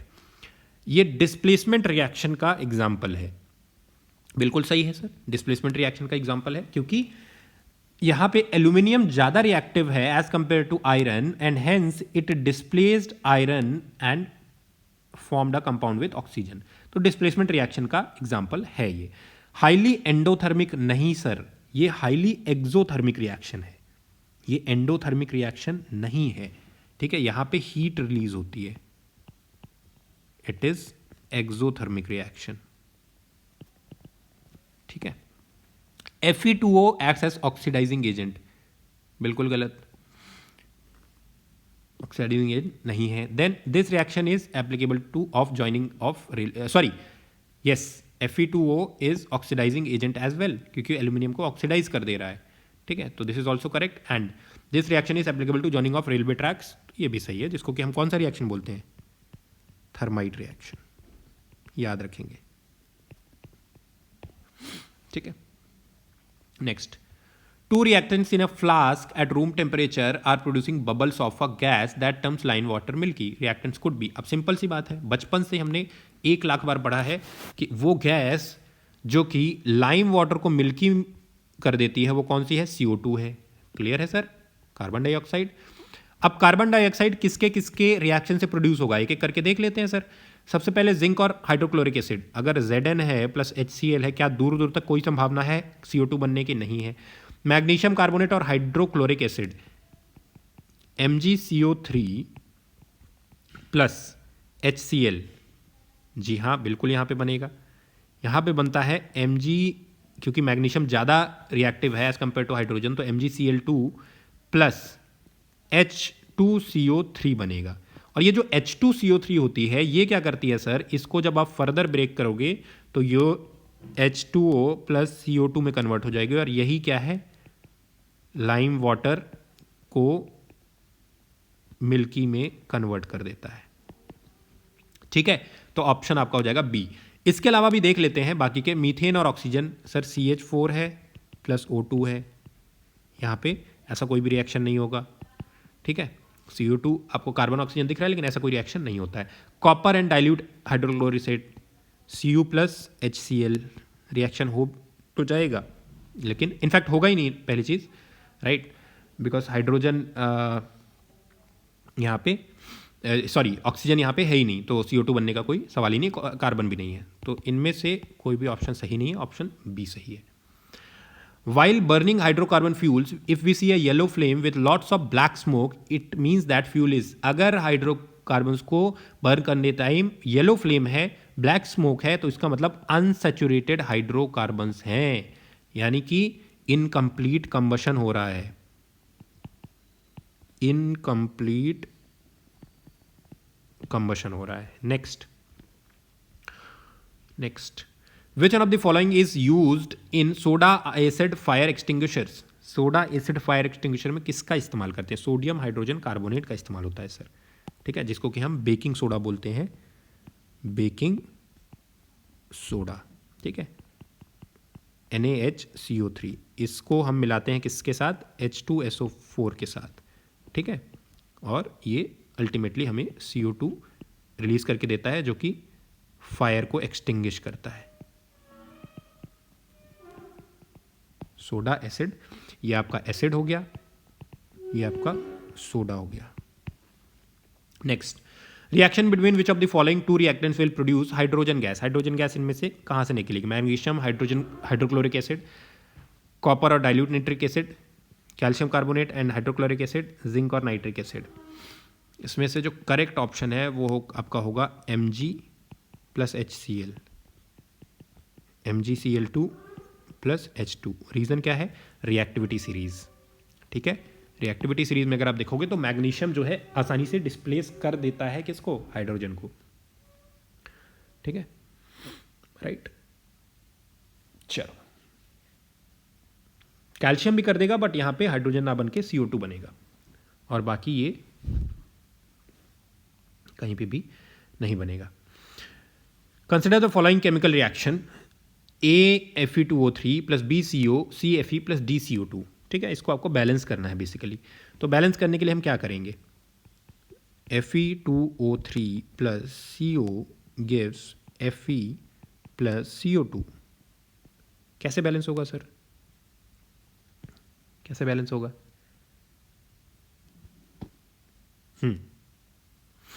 देखिए, यहां से 2 आयरन है लेफ्ट में, तो राइट में मैंने 2Fe कर दिया। कार्बन 1 है और ऑक्सीजन लेफ्ट में 4 है, उधर 2 है, लेफ्ट में 4 उधर 2, तो अगर मैंने इसको 3 से मल्टीप्लाई कर दिया तो इधर 6 हो गए, इधर भी 3 से कर दिया, दोनों साइड 6 हो गया। तो ये बेसिकली आपका बैलेंस हो गया। यहाँ आ गया 1, यहाँ आ गया 3, यहाँ आ गया 2 और यहाँ आ गया 3। तो ऑप्शन नंबर 1 3 2 3 जिसमें ऐसा कुछ है वो हो जाएगा, ऑप्शन नंबर बी है, 1 3 2 3। Calcium oxide reacts vigorously with water to produce slaked lime, whose solution is used for whitewashing walls. This slaked lime reacts with component A in air to form a thin layer of component B to give shiny finish. What are the components A and B? A और B क्या होता है sir? बताइए। ठीक है, देखिए, सबसे पहले कैल्शियम ऑक्साइड, इसको किसके साथ रिएक्ट किया है हमने, H2O के साथ रिएक्ट किया सर। ओके, क्या बना सर, स्लेक्ड लाइम बना। स्लेक्ड लाइम क्या होता है, CuOH होल ट्वाइस, इसको बोलते हैं स्लेक्ड लाइम, राइट, बन गया। अच्छा, अब स्लेक्ड लाइम जो है CaOH होल ट्वाइस, ये बेसिकली CO2 के साथ रिएक्ट करता है। जब CO2 के साथ रिएक्ट करता है तो क्या बनाता है, CaCO3, ठीक है, राइट। तो ये जो CaCO3 है यही इसको क्या देता है, शाइनी फिनिश देता है, राइट। तो यहां पे आपके पास पहला, सबसे पहले क्या बोला, किसके साथ रिएक्ट करता है, तो दिस इज कंपोनेंट ए, और जो बनता है वो है कंपोनेंट बी। तो ए हो गया CO2, बी हो गया CaCO3, option number D. So next question, which among the following methods is used to separate the constituents present in compound, fractional distillation, ठीक है। फिर केमिकल रिएक्शंस कितने टाइप्स के होते हैं, क्या होते हैं। केमिकल रिएक्शन होता क्या है, एक ऐसा प्रोसेस जहाँ पे सब्सटेंस जो कि रिएक्टेंट्स होते हैं, इनको हम नए सब्सटेंस जो कि प्रोडक्ट्स के फॉर्म में हम कन्वर्ट करते हैं। जैसे कि H2 है, O2 है, ये दोनों क्या है, रिएक्टेंट्स है, कन्वर्ट हो गए टू H2O जो कि प्रोडक्ट है, reactants products, A plus B AB, ठीक है। तो ये A हो गया, ये B हो गया, और ये AB बन गया। तो इसको हम नॉर्मली बोल देते हैं केमिकल रिएक्शन, ठीक है। अब कितने टाइप के केमिकल रिएक्शन होते हैं, पहला कॉम्बिनेशन रिएक्शन, ये क्या है sir, two or more reactants form a single product, इसको कॉम्बिनेशन बोल देते हैं। दो अलग अलग रिएक्टेंट्स, मतलब यही सिंपल सा कॉम्बिनेशन, यानी कि A प्लस B मिला दिया AB। Decomposition reaction, a compound breaks into simpler substances, जैसे कि बड़ा कोई सब्सटेंस है उसको आपने डीकम्पोज कर दिया, छोटे छोटे टुकड़ों में बांट दिया, CaO plus CO2। Similarly displacement reaction, जब एक रिएक्टेंट दूसरे को क्या कर दे, डिस्प्लेस कर दे, तो उसको हम बोलते हैं डिस्प्लेसमेंट रिएक्शन। जैसे कि Fe प्लस CuSO4, इसमें क्या हुआ, Fe क्योंकि ज़्यादा रिएक्टिव है कॉपर से, इसने कॉपर को डिस्प्लेस करके FeSO4 प्लस Cu को फॉर्मेशन कर लिया। डबल डिस्प्लेसमेंट, जहां पे दोनों एक दूसरे को डिस्प्लेस कर दे, यहां पे आप देखिए सोडियम ने Ag को रिप्लेस कर दिया और Ag ने सोडियम को रिप्लेस कर दिया। रेडॉक्स रिएक्शन, जहां पे ऑक्सीडेशन यानी लॉस ऑफ इलेक्ट्रॉन्स और रिडक्शन यानी कि गेन ऑफ इलेक्ट्रॉन्स दोनों एक साथ हो, जैसे कि जिंक प्लस कॉपर सल्फेट, तो यहां पे जिंक सल्फेट प्लस कॉपर बन गया, ठीक है। कॉपर यहां पे क्या किया, इलेक्ट्रॉन्स को लूज किया, और जिंक ने क्या किया, सॉरी, कॉपर पहले +2 में था और अब 0 में आ गया, ठीक है, तो इलेक्ट्रॉन्स को गेन किया, जबकि जिंक इलेक्ट्रॉन्स को लूज किया, राइट। चलिए, फिर कुछ कॉमन केमिकल कंपाउंड्स और उनके फॉर्मूले, जैसे कि सोडियम कार्बोनेट, सोडियम बाइकार्बोनेट, ठीक है। सोडियम बाइकार्बोनेट क्या है, baking soda, NaHCO3। Sodium carbonate अगर होता, carbonate, washing soda, Na2CO3। Calcium oxychloride, bleaching powder है ये, CaOCl2, याद रखेंगे, पूछा जा सकता है, ये बहुत इंपॉर्टेंट है, ठीक है, bleaching powder. Copper sulphate pentahydrate, blue vitriol इसको बोलते हैं, CuSO4.5H2O। Potassium hydroxide, caustic potash, KOH। Sodium hydroxide, caustic soda, NaOH, ठीक है। फिर कैल्शियम कार्बोनेट, चॉक या marble, CaCO3। Try chloromethane, chloroform इसको बोलते हैं, CHCl3, जिसको सुंघा करके और किडनैपर्स क्या करते हैं, बेहोश कर देते हैं। Solid carbon dioxide, dry ice है, CO2। Magnesium sulphate, Epsom salt, MgSO4। Ferrous sulphate, green vitriol इसको बोलते हैं, और FeSO4। जहां कहीं भी ब्लू कलर आता है, कॉपर को अटैच कर देना, जहां ग्रीन कलर आता है वहां in general, not always but generally, iron को अटैच कर देना। कैल्शियम सल्फेट डाइहाइड्रेट, जिप्सम है sir, CuSO4.2H2O। Plaster of Paris याद होगा आपको। Deuterium oxide, heavy water, D2O। Nitrous oxide, laughing gas है ये, N2O। Magnesium oxide, magnesia, MgO। Methane, marsh gas भी बोलते हैं, CH4, ठीक है। Then ammonium ferrous sulphate, Mohr salt, FeSO4 NH4 whole twice SO4.6H2O। कभी आता है क्वेश्चन इस तरीके का तो आपको जवाब आना चाहिए। Calcium sulphate hemihydrate, plaster of Paris जो है, CSO4.5H2O या 0.5H2O। Potassium aluminium sulphate, potash अलम, KAlSO4 whole twice .12H2O। Calcium oxide की बात करें, quick lime, CaO। Silicon dioxide की बात करें, सैंड है, SiO2, ठीक है। फिर कुछ नेम रिएक्शंस हैं, ठीक है, जैसे कि थर्माइट रिएक्शन हो गया। अब थर्माइट रिएक्शन वेल्डिंग में यूज होता है, Fe2O3 plus Al 2Fe plus Al2O3 plus heat release होती है जिससे कि मेल्ट होकर के वो वेल्ड होता है, ठीक है। तो ये रेलवे ट्रैक्स के ज्वाइनिंग में यूज होता है, railway tracks joining. Then Haber's process, industrial preparation of ammonia. क्या करते हैं सर, N2 और 3H2 को मिलाते हैं, ठीक है, आयरन कैटलिस्ट होता है, 2NH3 बन जाता है। ओस्टवाल्ड प्रोसेस की बात करें, नाइट्रिक एसिड का प्रोडक्शन है, NH3 और O2 को मिलाते हैं, ठीक है, PT कैटलिस्ट होता है, HNO3 मिल जाता है। कॉन्टैक्ट प्रोसेस की बात करें, सल्फ्यूरिक एसिड का प्रोडक्शन यहाँ पे होता है, ठीक है। यहाँ पे क्या करते हैं हम लोग, 2SO2 प्लस O2 को मिलाते हैं, V2O5 कैटलिस्ट होता है, 2SO3 बन जाता है, राइट। उसके बाद next lime water test CO2 के लिए, COH whole twice plus CO2 CaCO3 plus H2O, जो कि अभी हमने थोड़ी देर पहले भी ये रिएक्शन देखा था, ठीक है। जो कुछ नेम रिएक्शन है लाइम वाटर टेस्ट में इस तरीके से होता है। फिर केमिकल बॉन्डिंग और मॉलिक्यूलर स्ट्रक्चर, कैसे केमिकल बॉन्डिंग होती है, दो या दो से ज़्यादा एलिमेंट्स कैसे कंबाइन करके बॉन्ड्स का फॉर्मेशन करते हैं।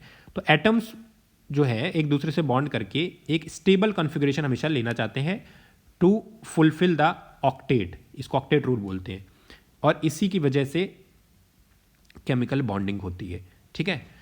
तो अब उस ऑक्टेट को पूरा करने के लिए कई टाइप से केमिकल बॉन्डिंग होती है। एक होती है आयनिक बॉन्डिंग या फिर इलेक्ट्रोवैलेंट बॉन्ड, ठीक है। ये किसके बीच में होती है, मेटल और नॉन मेटल के बीच में, एक पॉजिटिव होगा एक नेगेटिव होगा और दोनों मिल जाएंगे।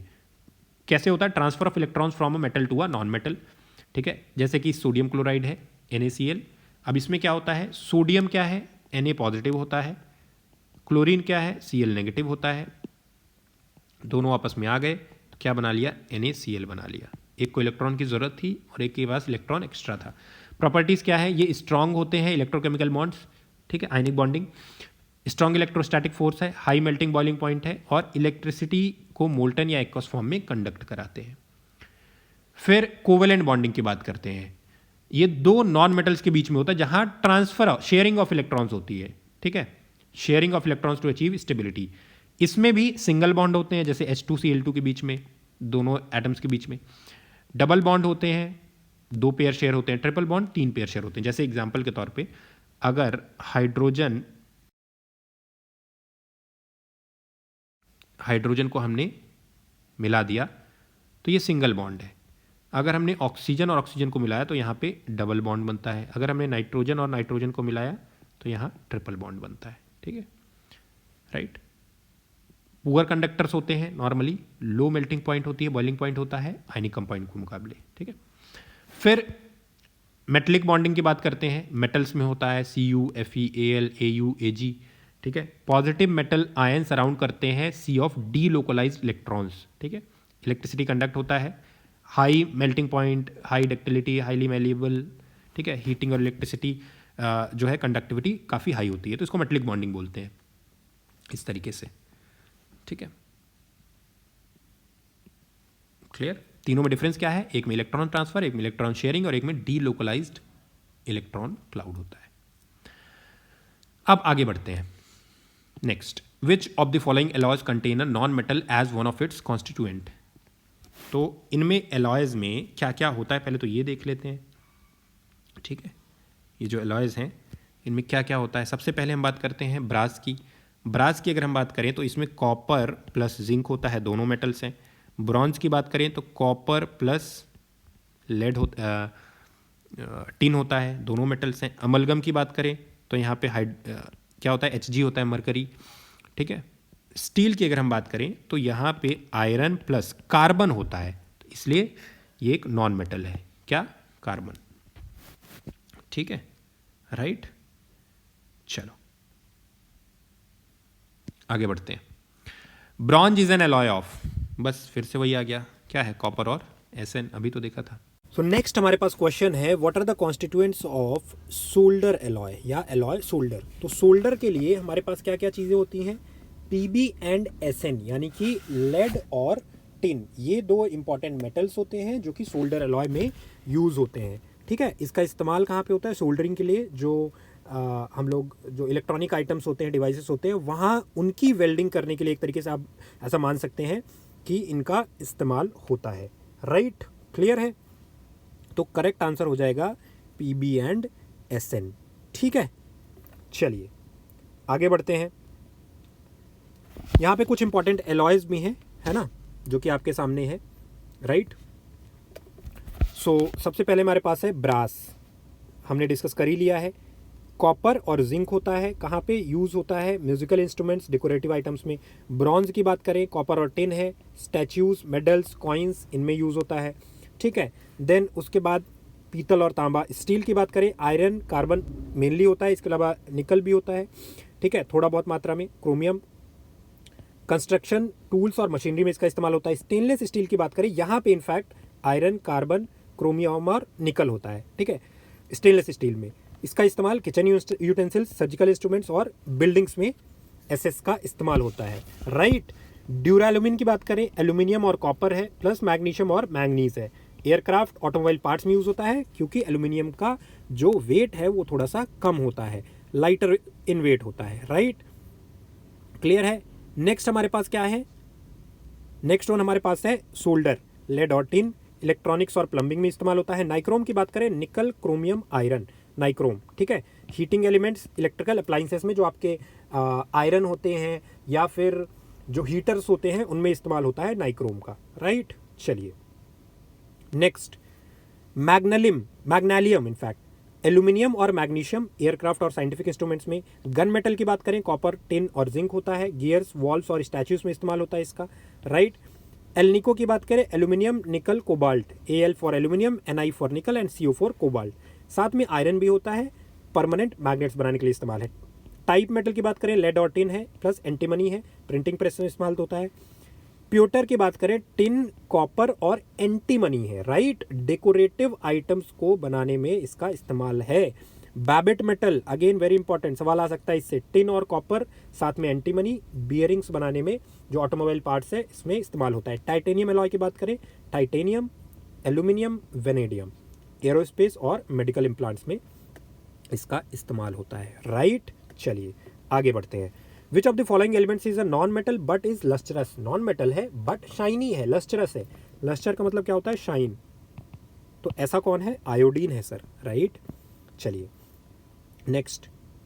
विच of the following metals has both malleability and ductility? Sir malleability क्या होती है?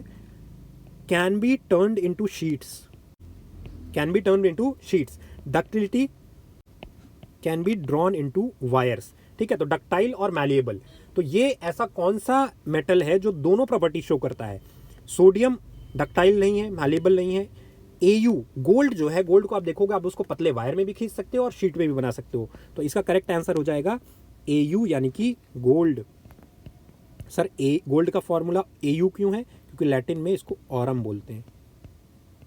ठीक है, सिल्वर का क्या है सर? सिल्वर का है एजी।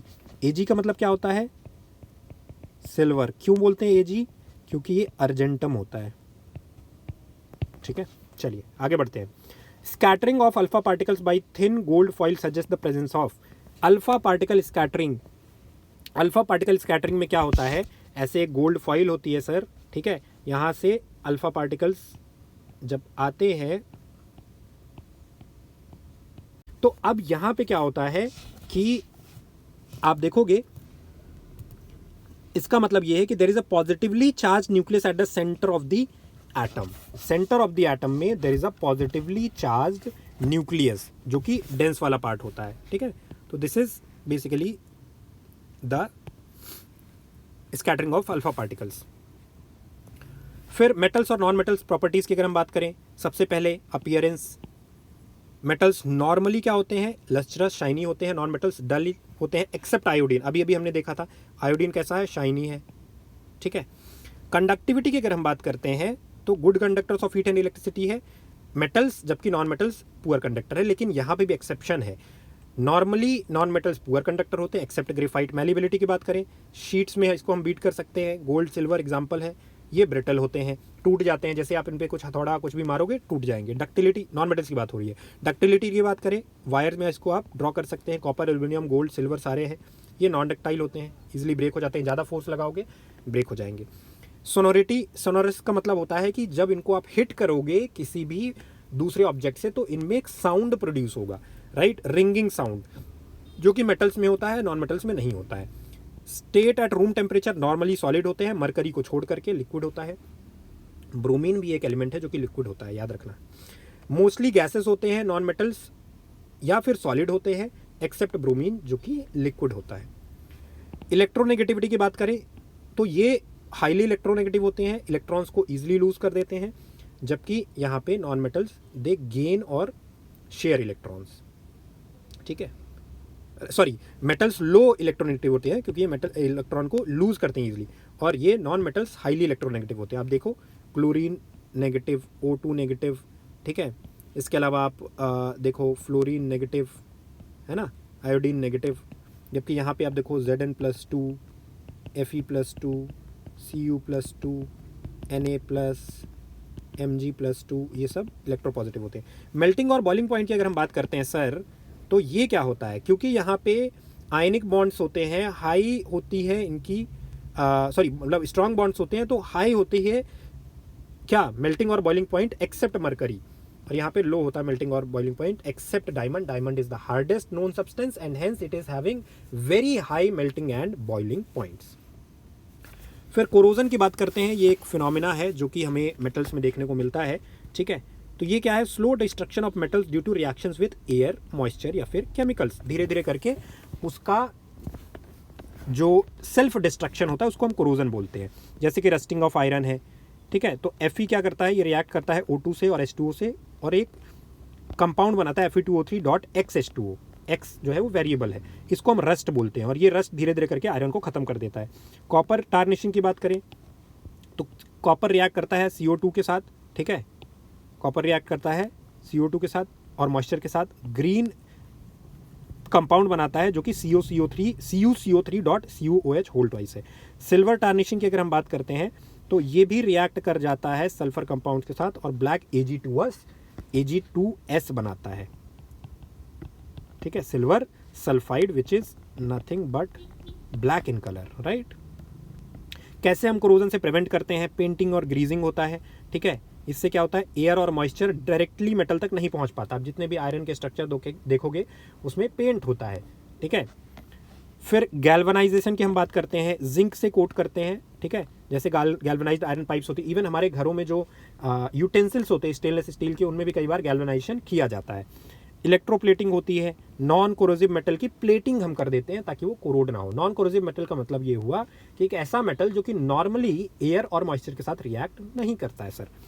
एलॉइंग, मिक्सिंग मेटल्स, जैसे कि स्टेनलेस स्टील है, प्योर आयरन रहता है, बहुत जल्दी कोरोड हो जाता है, जो हमारे घरों में यूज़ होता है। सोचो कि लोहे की थाली में आप खाना खा रहे हो, या लोहे की थाली में आप, लोहे के बर्तन में आप पानी गर्म कर रहे हो, तो it would have corroded very easily. But since we are mixing it with different non metals और डिफरेंट मेटल्स, तो इट्स कोरोडेबिलिटी जो है वो बहुत रिड्यूस हो जाती है, ना के बराबर जैसे कि स्टेनलेस स्टील है।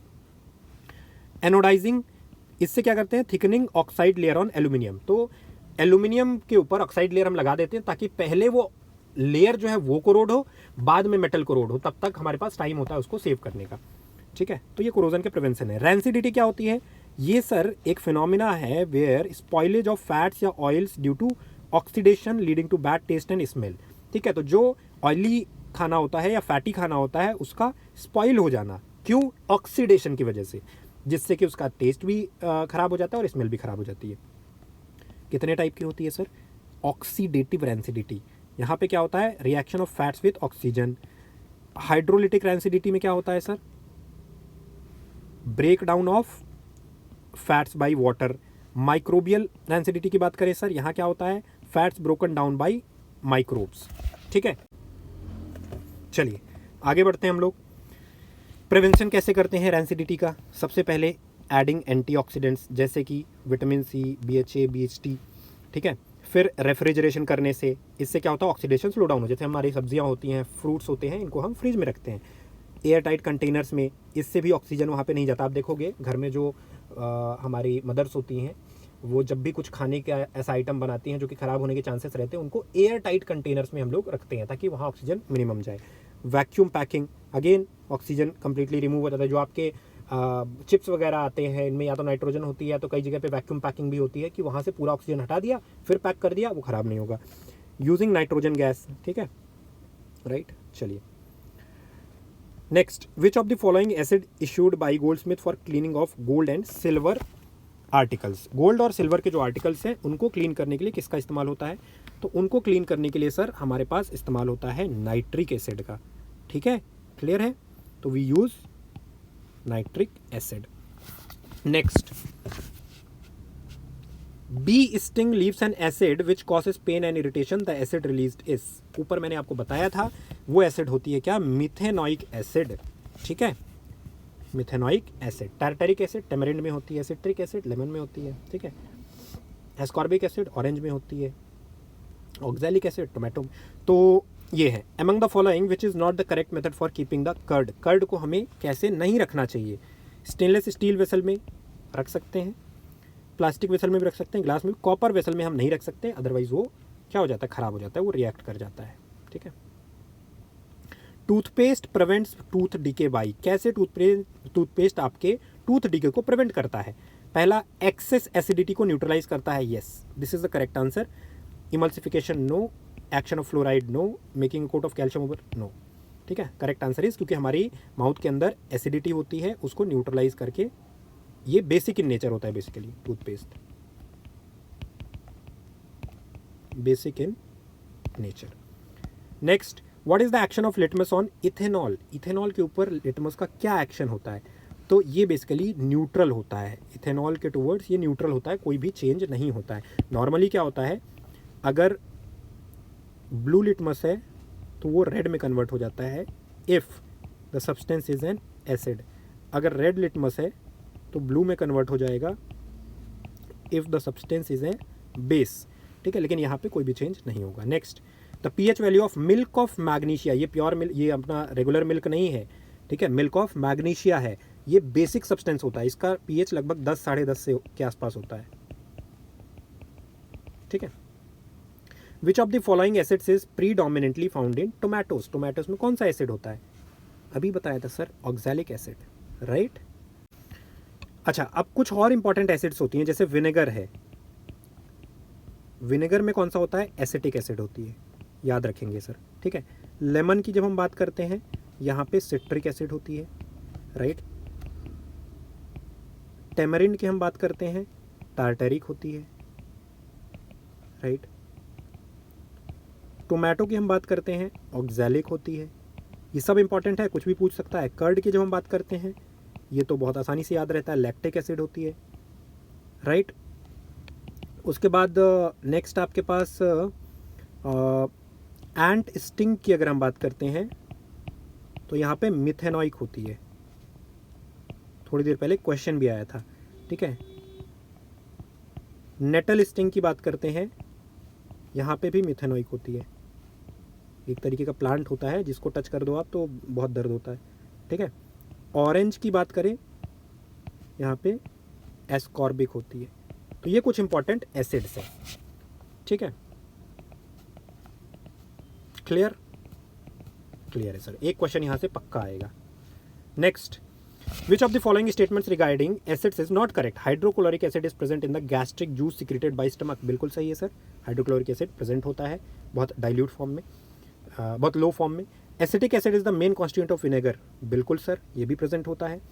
Oxalic acid is found in tamarind paste, नहीं बिल्कुल नहीं सर, ऑक्सैलिक एसिड जो है वो आपके टमाटर में पाया जाता है और टेमरिंड में टार्टरिक होता है, अभी अभी ऊपर देखा हमने।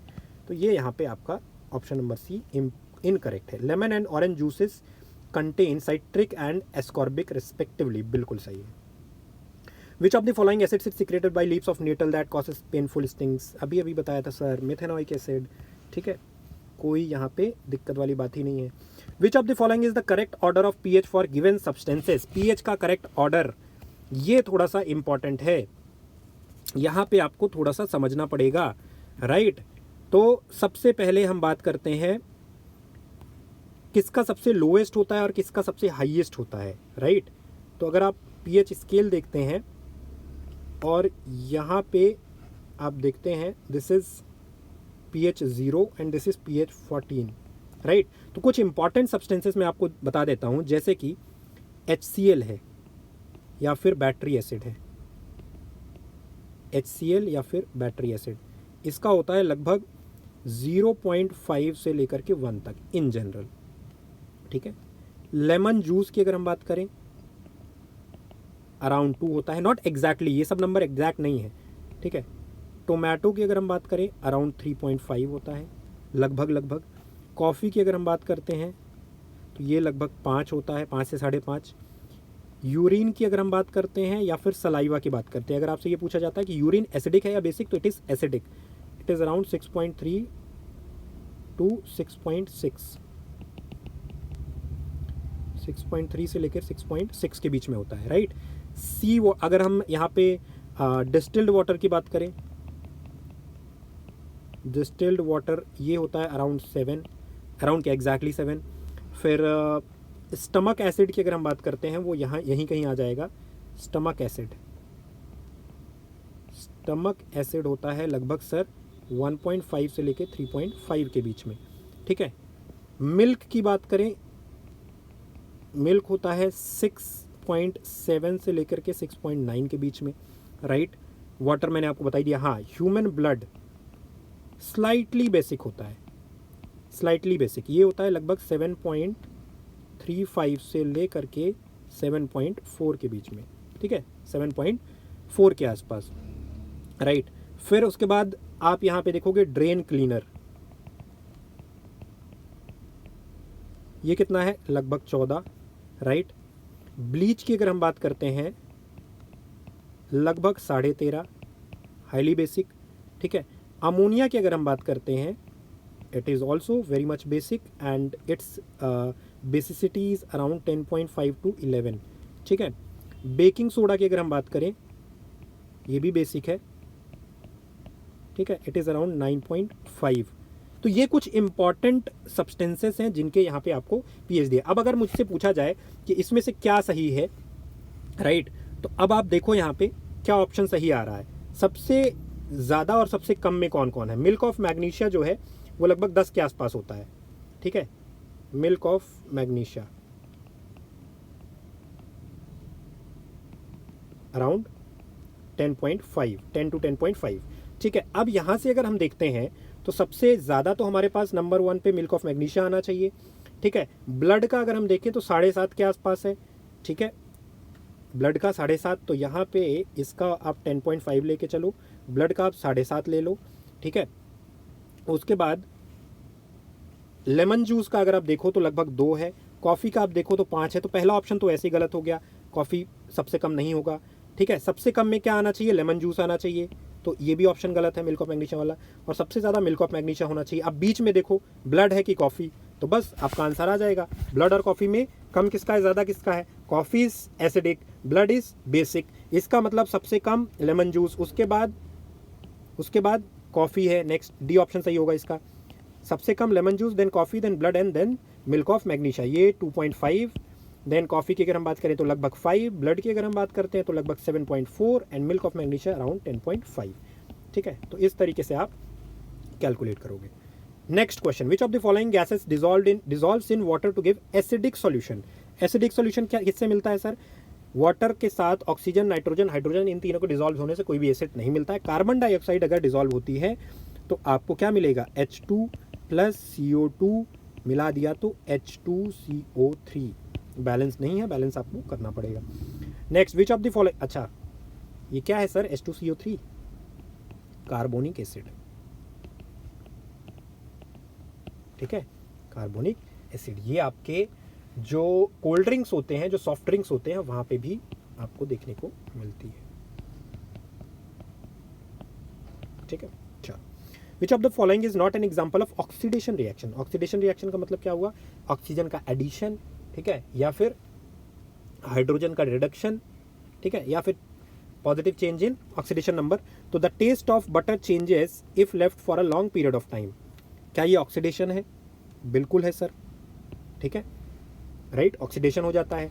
The white substance is formed when an aqua solution of BaCl is mixed with, ये नहीं है, क्योंकि जब BaCl को आप Na2SO4 के साथ मिलाते हो तो एक्चुअली होता क्या है कि NaCl बनता है, सोडियम रिप्लेस कर देता है बेरियम को क्योंकि ज़्यादा रिएक्टिव है, और साथ में BaSO4 बनता है जो कि क्या होता है, वाइट प्रेसिपिटेट होता है, PPT मतलब प्रेसिपिटेट। तो ये वाइट सब्सटेंस जो है ये प्रेसिपिटेशन रिएक्शन को शो कर रहा है यहाँ पे। This white substance is showing precipitation reaction, right. तो इस वजह से ये ऑप्शन नंबर बी हो जाएगी, ऑक्सीडेशन की वजह से नहीं है। Reddish brown coating on iron article, बिल्कुल ये भी ऑक्सीडेशन की वजह से, इसको क्या बोलते हैं, रस्टिंग बोलते हैं। Wine gets sour with time, बिल्कुल ये भी रस्टिंग है, sorry not rusting but oxidation है। Next question, which of the following statement is true when non metals are dissolved in water.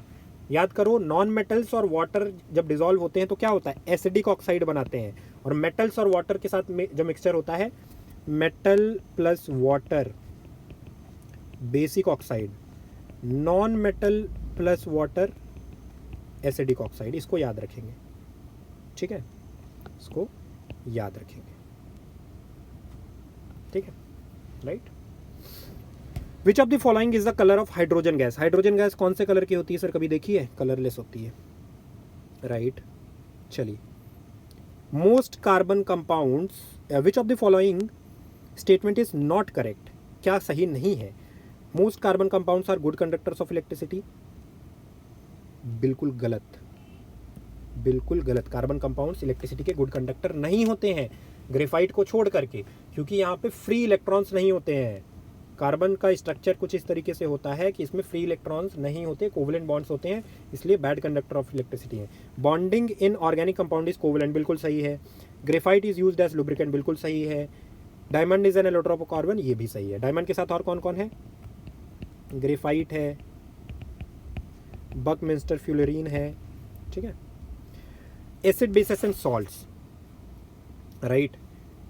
Acid वो सब्सटेंसेस हैं जो H+ आयन को release करते हैं एक्वस सॉल्यूशन में, right.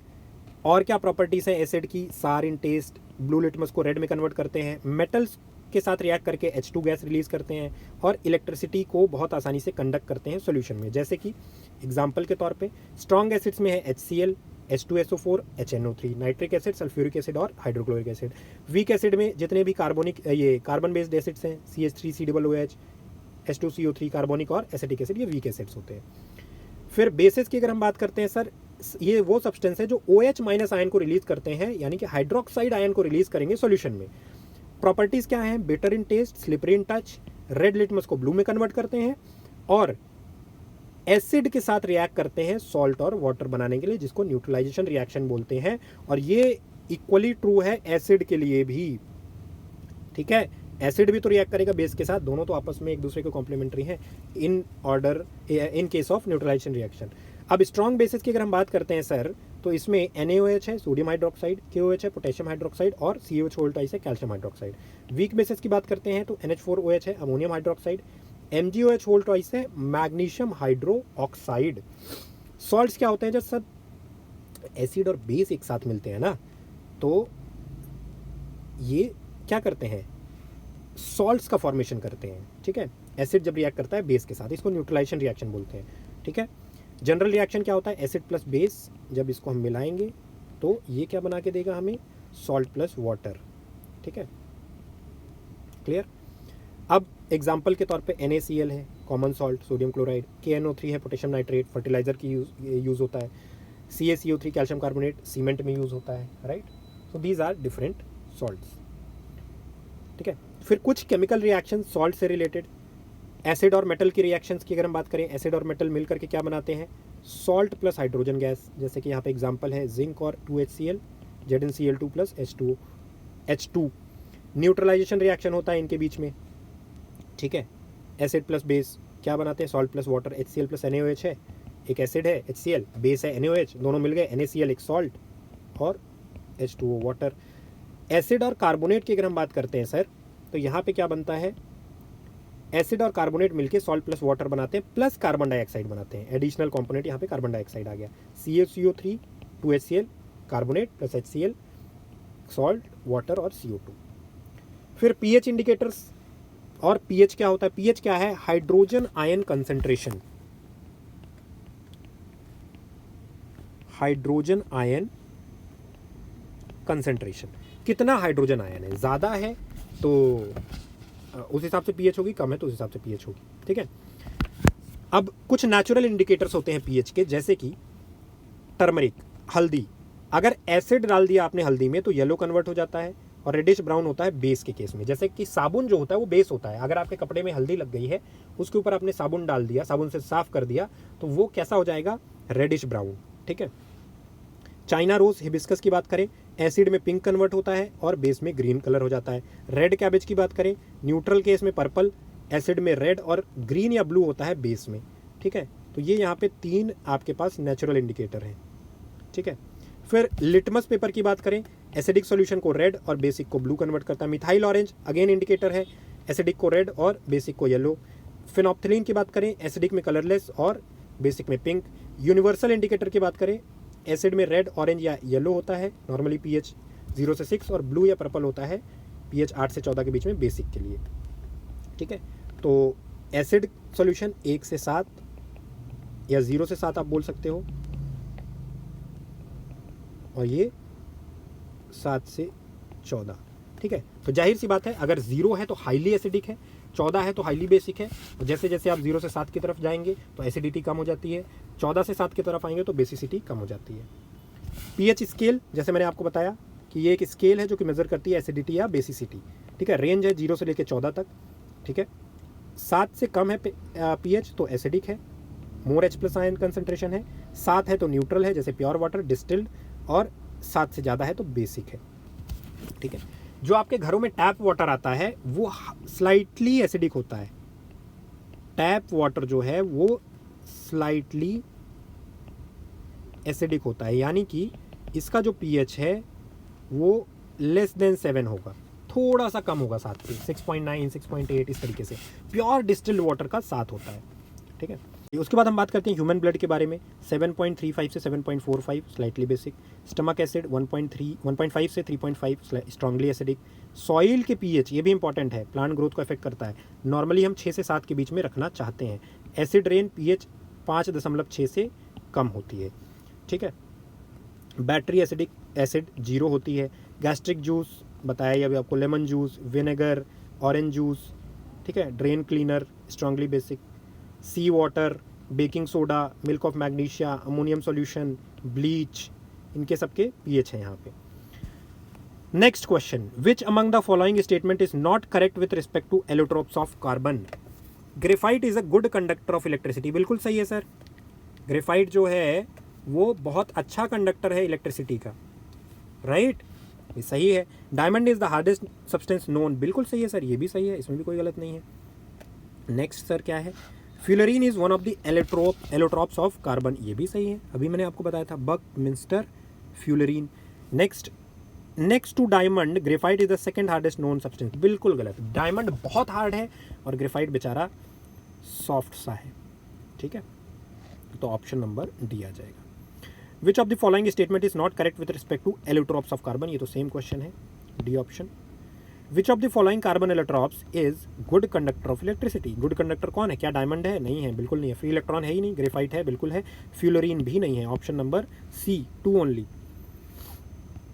Which of the hydrocarbons are arranged as per the increasing order of their boiling point, boiling point increasing order में कैसे बढ़ता है हाइड्रोकार्बन, ठीक है। तो आप ये देखो, मीथेन, ब्यूटेन, प्रोपेन और हेप्टेन है, ठीक है। तो सबसे पहले हम बात करते हैं सेकेंड में प्रोपेन, ब्यूटेन, पेंटेन, ऑक्टेन है। तो सबसे पहले आपको ये ध्यान देना है, मीथेन क्या है, CH4, ठीक है। Then if you talk about propane तो C3H8 है। ब्यूटेन की बात करें C4H10 है। पेंटेन की बात करें तो C5H12 है। ऑक्टेन की बात करें तो C8H18 है, ठीक है, राइट। क्या होता है, CnH2n+2, यही तो जनरल फार्मूला है, ठीक है। तो अब यहाँ पे आप देखो, पहले केस में methane, then butane, then propane, then heptane, गलत है यहाँ पे, क्योंकि ब्यूटेन के पहले प्रोपेन को ला दिया, जितना बड़ा चेन उतना ज़्यादा बॉइलिंग पॉइंट, तो ये गलत हो जाएगा। प्रोपेन, ब्यूटेन, पेंटेन, ऑक्टेन, बिल्कुल सही है। प्रोपेन यानी कि 3 number, then butane 4 number, pentane 5 number और ऑक्टेन 8 नंबर, ये सही है। बाकियों को भी हम क्रॉस चेक कर लेते हैं। प्रोपेन, ब्यूटेन, हेप्टेन और methane, propane 3 number, butane 4 number, heptane 7 number और मीथेन 1 नंबर, ये गलत है बिल्कुल। ऑक्टेन, इथेन, मीथेन, प्रोपेन, ये भी गलत है, सबसे पहले आपने ऑक्टेन को रख दिया, तो यहाँ पे करेक्ट ऑप्शन हो जाएगा B. Which of the following functional group is isomerism is not possible, functional group isomerism possible नहीं है, ये सर होता है एल्काइल हैलाइड्स में, CH3Cl, इसमें फंक्शनल ग्रुप आइसोमेरिज्म पॉसिबल नहीं है। Which of the following materials is not an allotrope of carbon, ये तो कई बार हमने डिस्कस किया है, डायमंड है, ग्राफीन है, फिल्ड्रीन है, फ्लाई ऐश नहीं है, करेक्ट ऑप्शन बी हो जाएगा। ठीक है, यहाँ पे आप देख भी लो, एलोट्रॉप्स ऑफ कार्बन, डायमंड है, हार्डेस्ट नोन मटेरियल है, राइट, नॉन कंडक्टर है, कटिंग टूल्स में इस्तेमाल होता है, ज्वेलरी में इस्तेमाल होता है, ठीक है, डायमंड रिंग। ग्रेफाइट की बात करें, सॉफ्ट है, कंडक्टर है, लुब्रिकेंट्स और पेंसिल में इस्तेमाल होता है, फ्री इलेक्ट्रॉन्स होते हैं इसके पास। फ्लोरीन्स की बात करें, स्फेरिकल इन शेप है, नैनो टेक्नोलॉजी और मेडिसिन में इस्तेमाल होता है, ये डायमंड है, ग्रेफाइट है, फ्लोरीन है, ठीक है। ये hydrocarbons, alkanes, CnH2n+2 single bonds होते हैं, डबल बॉन्ड्स होते हैं एल्कीन में, और अल्काइंस में ट्रिपल बॉन्ड होते हैं। ये याद रखना, डबल बॉन्ड और ट्रिपल बॉन्ड का मतलब अनसैचुरेटेड हाइड्रोकार्बन। जहां कहीं भी डबल या ट्रिपल बॉन्ड आ जाएगा, अनसैचुरेटेड हाइड्रोकार्बन हो जाएगा, ठीक है। चलो, carbon and it's compounds, functional group की बात करें, अल्कोहल है, OH लग जाता है, इथेनॉल हो गया, सैनिटाइजर में यूज़ होता है, मतलब कहीं पे भी C2H6 था तो उसमें आपने एक H हटा के OH जोड़ दिया तो इथेनॉल हो गया। एल्डिहाइड में CHO जुड़ जाता है, फॉर्मल्डिहाइड। कीटोन्स में C डबल बॉन्ड O जुड़ जाता है, इस तरीके से ये हो जाता है कीटोन। एल्डिहाइड में हो जाता है कुछ इस तरीके से CHO, अल्कोहल में COH हो जाता है, राइट। कार्बोक्सिलिक एसिड में COOH, इस तरीके से, ठीक है, जैसे कि एसिटिक एसिड या विनेगर है, राइट। चलिए, सोप्स एंड डिटर्जेंट्स। सोप कैसे बनते हैं? Made from natural fats, oils, alkali, NaOH या KOH एग्जाम्पल के तौर पे, ठीक है। स्ट्रक्चर की बात करें, लॉन्ग चेन फैटी एसिड है, सोडियम पोटेशियम आयन के, नॉर्मल यूज, या तो सोडियम या तो पोटेशियम। सॉफ्ट वाटर में अच्छे से काम करते हैं, लेकिन हार्ड वाटर में कम बनाते हैं क्योंकि Ca+2 और Mg+2 होता है। तो सॉफ्ट वाटर में सोप का काम हो जाता है, बट जब भी आप हार्ड वाटर रहेगा वहाँ पे डिटर्जेंट काम करता है। सोडियम स्टेरेट एक एग्जांपल है सोप का, C17H35 COO-Na+, ठीक है, सोडियम स्टेरेट। डिटर्जेंट की बात करें, सिंथेटिक क्लीनिंग एजेंट है, हार्ड सॉफ्ट दोनों में काम करता है। पेट्रोलियम बेस्ड हाइड्रोकार्बन और सल्फोनेट सल्फेट से मिलकर के बनता है, राइट। ग्रीस रिमूव करने में, ऑयल रिमूव करने में सोप से ज़्यादा कारगर क्या होता है? डिटर्जेंट। इसीलिए आप देखोगे निरमा जो होता है, सर्फ एक्सेल या टाइड या एरियल या घड़ी डिटर्जेंट, ये सब ज़्यादा काम करते हैं as compared to soaps, specially if the water is hard. Example के तौर पे सोडियम लॉरेल सल्फेट, ठीक है। सेफ्टी मैच जब आप स्ट्राइक करते हो तो सबसे पहला स्टेप क्या होता है? पहली चीज़ तो सेफ्टी मैच मतलब फॉस्फोरस, याद रखना है हमेशा, इसका इस्तेमाल होता है, ठीक है। तो सबसे पहले क्या होगा? Burning of sulphur, decomposition of potassium chlorate into potassium chloride of and oxygen, conversion of small amount of red phosphorus into white phosphorus. पहले रेड वाइट में कन्वर्ट होता है और फिर जलता है। Which of the following is a general formula for unsaturated hydrocarbons?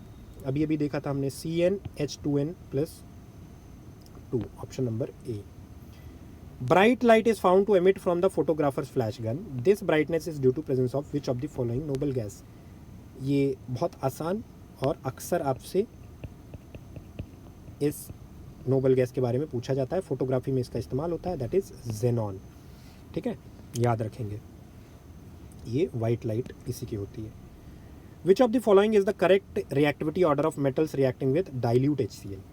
Dilute HCl के साथ कौन सबसे जल्दी और कौन लेट रिएक्ट करेगा? तो सर रिएक्टिविटी सीरीज देख लेते हैं ना, तो सब कुछ पता चल जाएगा। सबसे ज़्यादा रिएक्टिव होता है potassium, then sodium, then lithium, फिर क्या होता है sir? Calcium, then magnesium, carbon, zinc, iron, hydrogen, copper, silver, gold and platinum. Platinum least reactive है, गोल्ड और सिल्वर भी बहुत कम रिएक्ट करते हैं।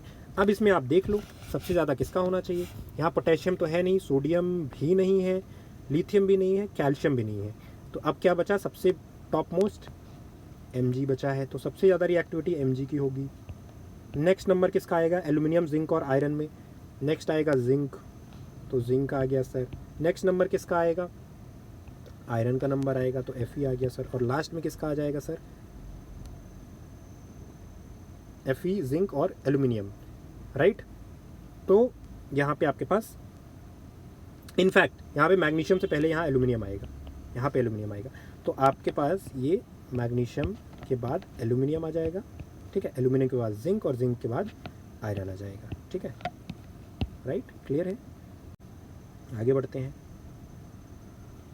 The LPG cooking gas contains propane and butane as the constituents. A sulfur containing compound is added to the LPG because वो इसलिए add किया जाता है सर ताकि ऑर्डरलेस गैसेस हैं ये प्रोपेन और ब्यूटेन, मतलब उस आप इनको डिटेक्ट नहीं कर पाओगे, तो इसीलिए ऐड किया जाता है ताकि लीकेज अगर कहीं से भी हो तो आप आसानी से डिटेक्ट कर पाओ। It facilitates easy detection of leakage of the gases. Which one of the following elements is used as a time keeper in atomic clocks, caesium.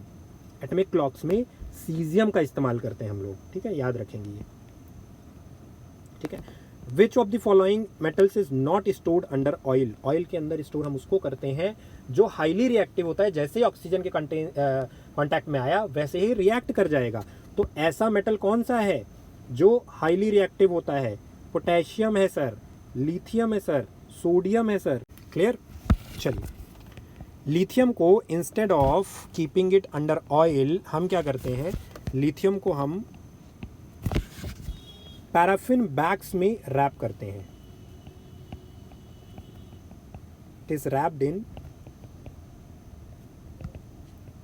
Paraffin wax.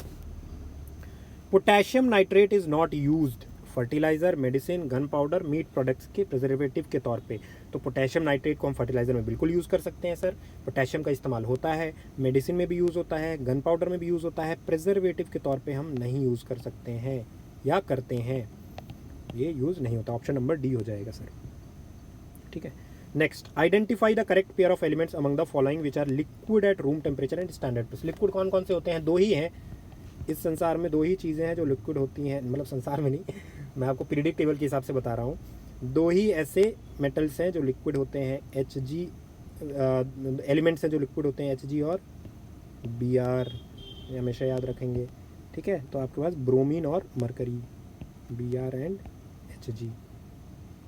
Which of the following elements cannot be detected by Lassaigne's test. Lassaigne's test में किसको हम detect नहीं कर सकते हैं, ये है fluorine.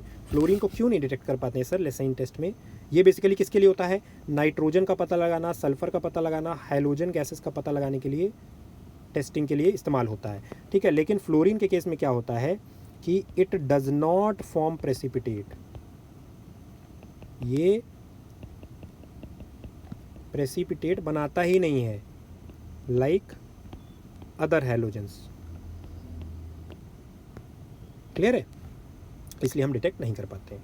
आगे बढ़ते हैं sir. Which one among the following are the correct symbols for the element gold, tin and lead. बहुत आसान क्वेश्चन आज से 2 साल पहले पूछा गया था CDS में। तो लेड क्या, गोल्ड क्या होता है सर, Au, ऑरम। टिन क्या होता है सर, Sn, और लेड क्या होता है, Pb, AuSn और Pb, ठीक है। Option number C. The radioactive isotope of hydrogen, अभी हमने थोड़ी देर पहले ऊपर देखा था, रेडियो एक्टिव आइसोटोप ट्राइटियम, ठीक है, 3H, राइट। इसमें जो ड्यूटेरियम है इसका D2O को हम क्या बोलते हैं, heavy water, heavy water. What is the approximate percentage of carbon in the earth crust, ये क्या है, फैक्ट बेस्ड क्वेश्चन है। 0.025% आपका कार्बन का कंटेंट है हमारे अर्थ क्रस्ट में। फिर पीरियडिक टेबल पे बेस्ड कुछ फैक्ट्स को देख लेते हैं। मॉडर्न पीरियडिक टेबल की हम डायरेक्टली बात करते हैं। एटॉमिक नंबर के बेस्ड में ये है मॉसलेस लॉ के तहत, राइट। 18 ग्रुप्स होते हैं वर्टिकल और 7 पीरियड से हॉरिजॉन्टल, इस तरीके से 1, 2 से लेकर के ये 18 तक है, और 1, 2 से लेकर के ये 3, 4, 5, 6, 7 तक है, ठीक है। बीच में एक्टेनॉइड्स और लेंथेनाइड्स सीरीज है अलग से, ठीक है, ठीक है। Elements in the same group have similar properties, एक ही ग्रुप में मतलब हाइड्रोजन, लिथियम, सोडियम, पोटेशियम, इनकी सिमिलर, सेम नहीं, सिमिलर प्रॉपर्टी, ठीक है। Beryllium, magnesium, calcium, strontium, similar properties, ठीक है। Boron, aluminium, gallium, similar properties, इस तरीके से। लेफ्ट साइड नॉर्मली मेटल्स हैं, ये वाला जो रीजन है आपको दिख रहा है, यहाँ पे मेटल्स होते हैं, ये जिंक, कैडमियम, यहाँ तक। राइट साइड में नॉर्मली नॉन मेटल्स होते हैं, ये सारे नॉन मेटल्स हैं, helium, neon, carbon, nitrogen, oxygen, fluorine, ठीक है, फॉस्फोरस, सल्फर, क्लोरीन, ये सारे। और सेंटर में मेटेलॉइड्स होते हैं। मेटेलॉइड्स का मतलब ये वाला जो रीजन है आपको दिख रहा है यहाँ पे, ये सारे के सारे बेचारे क्या हैं, मेटेलॉइड्स। मेटेलॉइड का मतलब क्या हुआ, ना तो प्योर मेटल ना ही pure non metal, mix properties है, ठीक है। चलो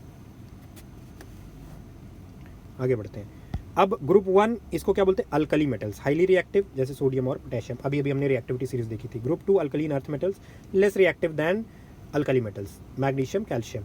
ग्रुप 17 हैलोजन होता है, very reactive non metal, chlorine, fluorine, क्योंकि Cl- F- हमेशा एक इलेक्ट्रॉन देने के लिए तैयार रहते हैं। नोबल गैसेस, इनर्ट या stable, highly non reactive, totally non reactive, react ही नहीं करते हैं। क्यों नहीं रिएक्ट करते हैं, इनका octet is completed, outermost इनके शेल में कोई भी जगह इलेक्ट्रॉन के लिए नहीं होती है। Helium, neon, argon, krypton, xenon, radon. Atomic size की बात करें, नीचे की तरफ आते आते इंक्रीज होता है, अक्रॉस अ पीरियड डिक्रीज होता है। आयनाइजेशन एनर्जी की बात करें, down a group decrease, across a period increase होता है, ठीक है। इलेक्ट्रोनेगेटिविटी नीचे आएंगे तो डिक्रीज होगी, अक्रॉस अ पीरियड इंक्रीज होगी, ठीक है। हाईली रिएक्टिव में देखें, potassium, sodium, calcium, magnesium, aluminium, ठीक है। ये आपके पास Na, lithium, calcium, magnesium, aluminium, ये कैल्शियम, मैग्नीशियम, एल्यूमिनियम,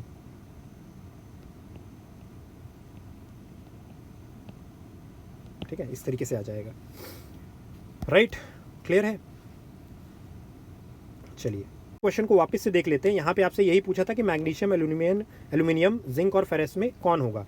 तो सबसे ऊपर magnesium, then aluminium, then zinc और देन फेरस, ठीक है। तो ये आपका करेक्ट आंसर हो जाएगा, राइट। चलिए फिर reacts violently with water and acid, ये सारे के सारे। मॉडरेट रिएक्टिव में जिंक है, आयरन है, लेड है। एसिड के साथ तो रिएक्ट करते हैं लेकिन कोल्ड वाटर के साथ नहीं करते हैं। लो रिएक्टिविटी में हाइड्रोजन, कॉपर, मरकरी, ये ना तो एसिड के साथ ना वाटर के साथ रिएक्ट करते हैं। लेस रिएक्टिव में सिल्वर, गोल्ड फ्री स्टेट में होते हैं और रिएक्ट ही नहीं करते हैं ईजिली, बहुत मुश्किल से रिएक्ट करते हैं। Which of the following oxides show both acidic and basic behaviour, इनको हम बोलते हैं एम्फोटेरिक ऑक्साइड्स। एम्फोटेरिक ऑक्साइड्स जो एसिडिक और बेसिक दोनों बिहेवियर शो करते हैं, ठीक है। तो इसमें से आपके पास एग्जांपल क्या है, जिंक ऑक्साइड, ZnO। इसके अलावा एल्यूमिनियम ऑक्साइड भी है, ठीक है। Next, soap solution used for cleaning purpose appears cloudy, this is due to fact that soap micelles can, soap micelles क्या करते हैं, रिफ्रैक्ट करते हैं लाइट को, स्कैटर करते हैं सर, स्कैटर करते हैं, ठीक है। The iron pillar near Qutub Minar draws attention of scientist due to its antiquity, glitter, hardness, rustlessness, ये जंग ही नहीं खाता है, रस्टलेसनेस की वजह से काफ़ी यहाँ पे चर्चा में रहता है। So this is it for the day. ये रहा आपका केमिस्ट्री का पूरा लेक्चर। अगर अभी तक आपने ये इस वीडियो को देखा है, लाइक और शेयर जरूर करिएगा, चैनल को सब्सक्राइब करिएगा। और मैं आपको ये गारंटी के साथ कह सकता हूँ कि आपकी केमिस्ट्री की तैयारी बहुत अच्छे तरीके से इस अकेली वीडियो से हो जाएगी। इसका जो PDF है वो आपको हमारे टेलीग्राम चैनल पर मिलेगा, वहाँ जा करके आप PDF डाउनलोड कर लीजिएगा और उससे आपका पूरा का पूरा ढंग से तैयारी हो जाएगी, राइट, क्लियर है। तो ये चीज़ यहाँ पे आपको ध्यान रखना है। So thank you so much, bye bye, take care, जय हिंद। अगली वीडियो आएगी फिजिक्स की, फिजिक्स कंप्लीट करने के बाद फिर हम आगे बढ़ेंगे हिस्ट्री के साथ।